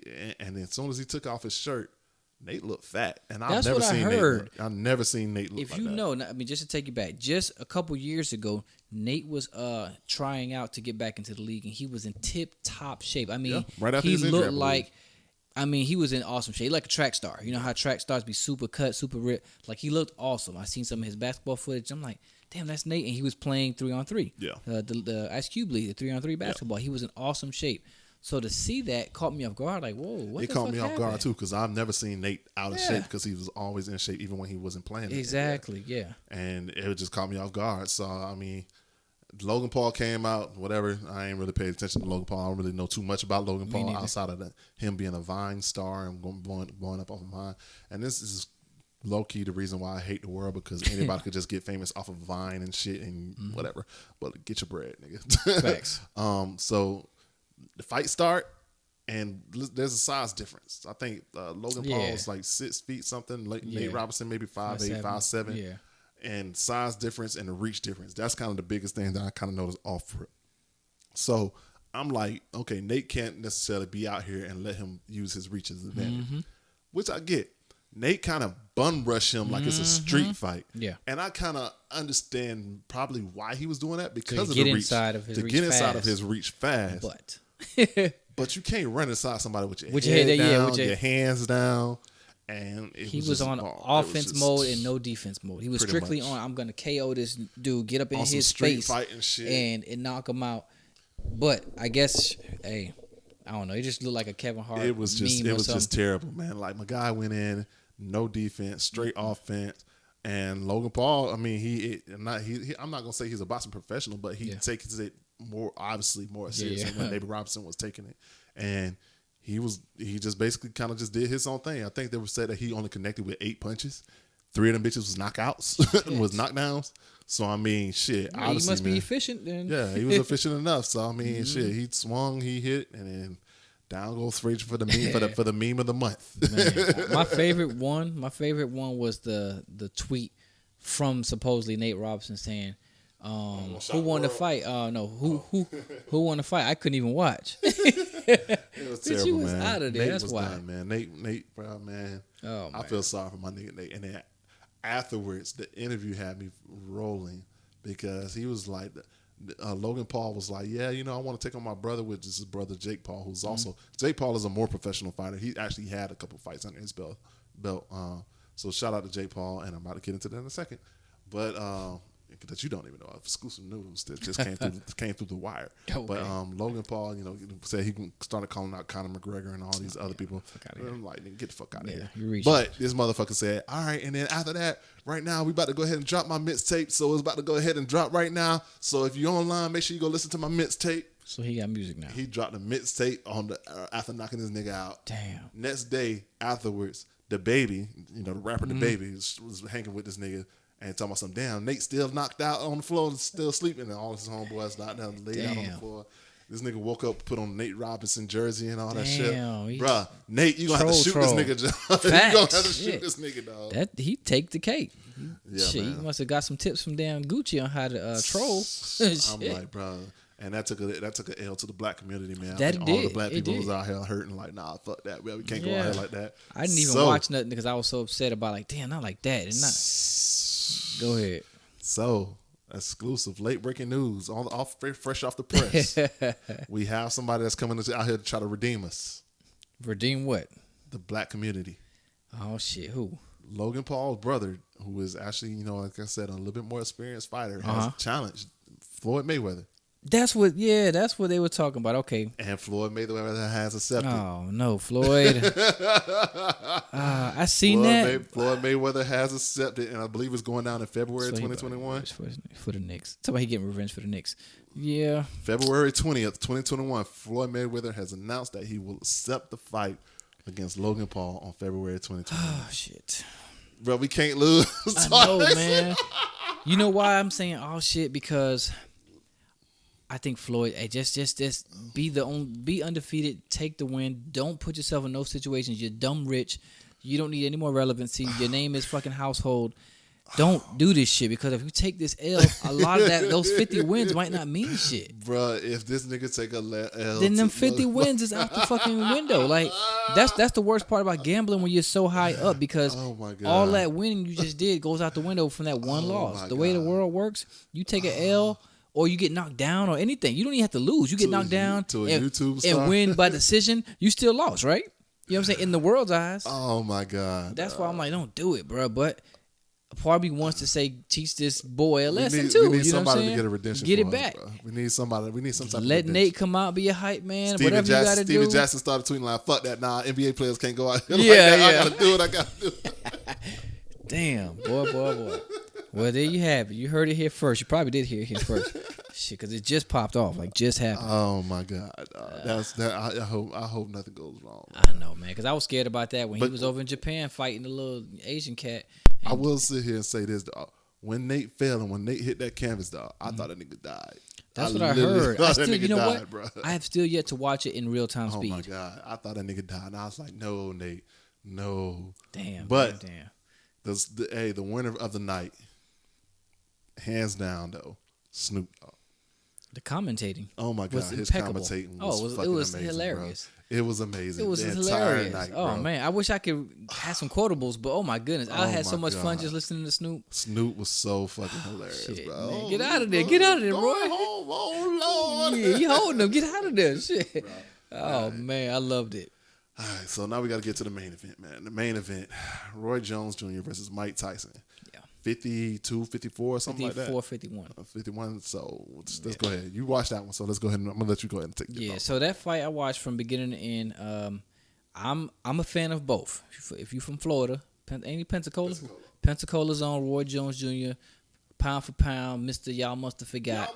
Y'all must have forgot. One of the only rappers with an actual type. Actually, the only rapper with an actual song. Yeah, and that shit was hard. No, the song was hard. Only athlete with that actual good album. Okay, yeah, with an actual decent album, yeah. But challenged the motherfucking GOAT, the heaviest hitter of all fucking times, Mr. Iron Mike Tyson. So, some people were saying Tyson looked hurt coming in, like his back was jacked up or something. We watched Tyson train. Old, bro. He old. He 54, but my biggest thing was, okay, let me back it up some more. So, Roy Jones' last fight was in 2018, just 2 years ago. Mike Tyson's last fight was 15 years ago, actual fight. So, Mike Tyson had, more training to do in my eyes, my opinion. Roy Jones, he 2 years away is still a long time. Let's keep in mind that Mike Tyson said he lost 100 pounds for this fight. Yeah, and that's what I was going to get at. But if you look at their bodies, Roy Jones literally did look like the great white fucking Damon Wayans when he came out, belly hanging over. And Roy hasn't been in great shape in a while. Mike hasn't either, but Mike bounced back. When you look up Mike, you can see the age in his body, but he looked good for fucking 54. You know what I'm saying? Yeah. Now to the actual fight. If you know the outcome, it went all the way to the end to decision. 8 rounds, 2 minutes per round. Yep, 8 minutes, 2 minutes per round. If you know anything about professional boxing, they're usually 3 minutes. So that was the advantage. But they're fucking 50-something years old. Ain't nobody fight 3 minutes straight. Yep. So it looked like in my eyes Tyson won that fight. I was rooting for Tyson. Tyson was going for the knockout motherfucking blow. He was trying to take Roy's head off. But it looked like a damn charity bout a little bit because it was like a little playing. And Roy, oh my goodness, that nigga need to be a wrestler. Because he was holding Mike the whole fucking fight. Yeah. He was holding that man the whole fight, and then he would get a couple no-look jabs. One thing Roy was known for in his fight was being so quick that he could damn hit you without looking type shit. He did some dancing a little bit. Yeah, he did. He did a little dancing, but I mean, Tyson had better legs. And even Tyson said, like, I can go longer. Like, I mean, I'm used to fighting for 3 minutes. This is 2. So I actually, I'm not even mad at this. But Tyson was getting frustrated, and I think Roy was trying to get him frustrated enough to let his guard down so he could knock him out. But Tyson wasn't going for that. Tyson just kept trying to get his hits, but he was also trying not to be fucking held. Yeah. So, yeah, the fight was cool to see. At that age, they actually looked good. But if you're just watching the fight, it wasn't the most entertaining overall. I agree to that point, but I do disagree with the point about them trying to go for the knockout. I think that from my perspective, I think they both were kind of just fighting just to fight, and just kind of make it entertaining enough to make it seem real. Of course, I do think that, Mike doesn't have that. He doesn't know how to go half. Not at all. No, exactly. So Mike was going for that. He was going for those full-ass, hard-ass punches, but he wasn't going for those head shots that he's normally used to. He wasn't going for those uppercuts. So from the beginning, of course, Mike was super aggressive, man. I think Roy caught Roy off guard. Roy was like, oh, shit, this motherfucker's stronger than I thought it was. Let me go ahead and start wrapping this nigga up. But I also think that around that middle end rounds, that's when Roy kind of got into his tactician mode, was like, I need to hold him up, jab, move. And Roy's not used to anybody move to get his hits. And that's kind of where the draw aspect of it came in, because the fight was announced as a draw. That makes sense, But Roy was getting into the I'm a jab, move, get the fuck out of the way, wrap up, and then get my points in on the body shots right here. And that's why I think that the actual draw aspect of it came in, because Roy was getting his shots. He was getting his points. But you just didn't see that aggressiveness like how Mike was coming at him, because Mike was coming at him aggressive the entire time, squaring up the entire time. I didn't see Mike hold him not one time. Yeah. Like and on Mike, his own. Yeah, and and that's what Mike is known for, body shot, uppercut, but I did not see any of those uppercuts throughout this entire fight. Yeah. But it was entertaining enough for me. I think a lot of people who are just, fight fans, they were looking for like a brawl. Not even a brawl, but they were looking for an actual decision, because, like you said, to your eye, you thought that Mike Tyson was more with that one, because he was a lot more aggressive. But if you paid attention to the actual technique, Roy was doing what he was supposed to do: jab, get the fuck back up, tie him up, tap the body, get back out, tap. Yeah, and that's really all he was doing. Mayweather shit. Yeah, hits defense. Hits defense. So. And that's really all he was doing around that middle half, second half. The entire time. He was winded though. He was winded by round 1. Yeah, he was winded. He was like, I can't keep y'all doing this shit. I can't keep doing this shit. And one thing Roy said, which you got to give him respect for, he was like, "Hey man, everything they say, like, you ever listen to anyone talk about fighting Mike? They all say the same thing." Let's talk about it, because you're getting into the post interview. So let's get into the post interview. Yes. So the post interview, they're interviewing both Mike Tyson and Roy Jones. They're interviewing Roy Jones, and Roy Jones was like, "Hey." They asked Roy Jones, "Hey, Roy Jones, this is a great fight. We're thinking about doing a round 2. Would you want to do it again?" Yeah. And then that's when he got into to what you were about to say. Yeah. Go ahead, say what you was about to say. He said, did he say he'll do it again? No. Say what you was about to say. Oh, no. He was like, anything they say about Mike, he said, because they asked, what do you think about a draw? Are you happy with the draw? He was like, man, I'm just happy I ain't get knocked out. He said, one thing is about Mike that everybody say, when he hits you, it hurts everything. Like, everything on me hurts. Like, when that man is hitting me, this shit hurts. That's why he was wrapping his ass up. And Mike, I thought was going to be, the old Mike, I want him right now again, whatever. He was just like, it did what it was supposed to do. It was entertainment. No, Mike said he wanted it. No, he did. Wanted it again. He said he wanted it again, but his energy was, hey, it served its purpose. It was entertainment. That's what people wanted to see. And if they want to do it again, I'll do it again. And then to what you were saying, what I was saying was, when they asked Roy, do you want to do this again? He emphasized again what you just said. Yeah. Nah, he didn't say no. He didn't say yes, but he said Mike Tyson is exactly who the fuck Mike Tyson is. Exactly. He's known for hitting hard. And if you look at the entire interview, Roy is holding the fuck out his ribs. And I bet you right now that man is on his couch. Because the days that come after boxing, I mean, you all seen the movies. Just think about Creed, like the pain that you deal with after the math. He was getting Roy his ribs don't tore the want that fuck smoke up. again. Not at all. He might have said he might have gave us some thought on air, but the reality is, fuck no. I'm 51. Roy basically sold it, and when he was asked that question, as he should, for the entertainment purposes. But Roy don't want that smoke. Not at all. Mike came out that bitch was like, "What about me? Y'all always asking about me. What about my ass? What about my ass? He was just fighting 2 years ago. But what about my ass? 15 years I was hurting ago. too. Shit. Nah, you weren't, Mike, because he was barely touching your ass. Mike was eating all of that shit. For real though. But Mike, and there was also a rumor that Mike said that he smoked before the fight too. I wouldn't be surprised. Shit, this damn podcast called Hot Boxing with Mike Tyson. Mike is different, bro. I loved it though. I mean, I loved it because I hadn't witnessed Mike Tyson, do anything since the '90s. I was younger, but for the nostalgia, not even for the nostalgia, but I mean, it was two greatest athletes of all times in their sports. Yeah, in their sport, can't say in their prime, nothing like that. But yeah, to see them, we have watched them both in their primes on different platforms, heavyweight and what is he, middle or lightweight? Middleweight and heavyweight. Roy went heavy? Roy went from middle to heavy. Okay. So we got to see them do their thing in their eras. Because they are different eras, even though they're so close in age. Mike had just been doing it since he was fucking 17. The nigga was a fucking champ at 19. You know what I'm saying? So they are the same age, but Mike was more popping in the 90s. Roy picked up in the, late 90s, early 2000s. Yeah. So, now, it was still good to watch, man. I enjoyed that one. I would like to see it again, but like you said, I really don't think Roy want that. Roy don't want that smoke. But there has been rumors again that a lot of the older Joe Frazier, I think it's Joe Frazier, all the older boxers, they kind of come back out. They kind of want to jump into it. Well, you see, Holyfield had a whole commercial. He actually looked good too. I don't think he want that Holyfield smoke. I don't think he want that Holyfield I don't think so either, man. Holyfield looked like. And Lennox Lewis. Is it Lennox Lewis? Something like that. It's possible, but I know Holyfield, I've seen his a couple videos of him, and he still looks pretty good too. Yeah, I don't think he want that smoke, but it's interesting enough, man. But I mean, just want to give a shout out to 2 different legends, man. So yeah, it is. Yeah, man. So let's go ahead and wrap this thing up. I mean, you got any shows or anything that you kind of want to run down? Shit, no. Just come listen to our podcast. But no, I haven't been watching any shows. You know what? I still haven't finished Cobra Kai. I still got that on pause. I got to finish and catch up on that. But You're tripping. I want to give a quick shout out. I mean, I ain't gonna really shout it out too much because I hated how the fucking ending was. But The Undoing is something that everybody kind of been going crazy about on HBO. Also, Power Book 2 is coming back starting tonight, which is Sunday, the whatever the fuck the day is. I meant to say something about that Power Book. I haven't watched one episode, not one yet. I don't know. It's like bad. It's not bad. I heard that, but it's like I can't see it being as entertaining because Ghost ain't there. But I heard it's actually pretty good. Yeah, I mean, I might go back and binge it or something, but I don't know, ain't nothing like seeing Ghost and Power pause if you need to. Anyways, man, so let's go ahead and run this thing down, man. We've been on a long time, and I think this was a great episode, man. Hopefully the listeners feel us on this one, man. So let's go ahead and run it up. Yeah, don't doubt, man. Y'all know where y'all can find me personally on Instagram at AnwarW_357. That's ANWARW_357. Facebook, it's just Anwar Williams, and that really it, Watts. Yeah, man, you already know where you can find me at, man. You can hit your boy Watts up on Instagram and Twitter at Watts4. That is WATTS4.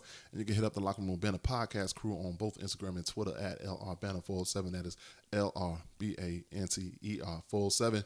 And the Locker Room Banter podcast show on Facebook from the Locker Room Banter podcast crew.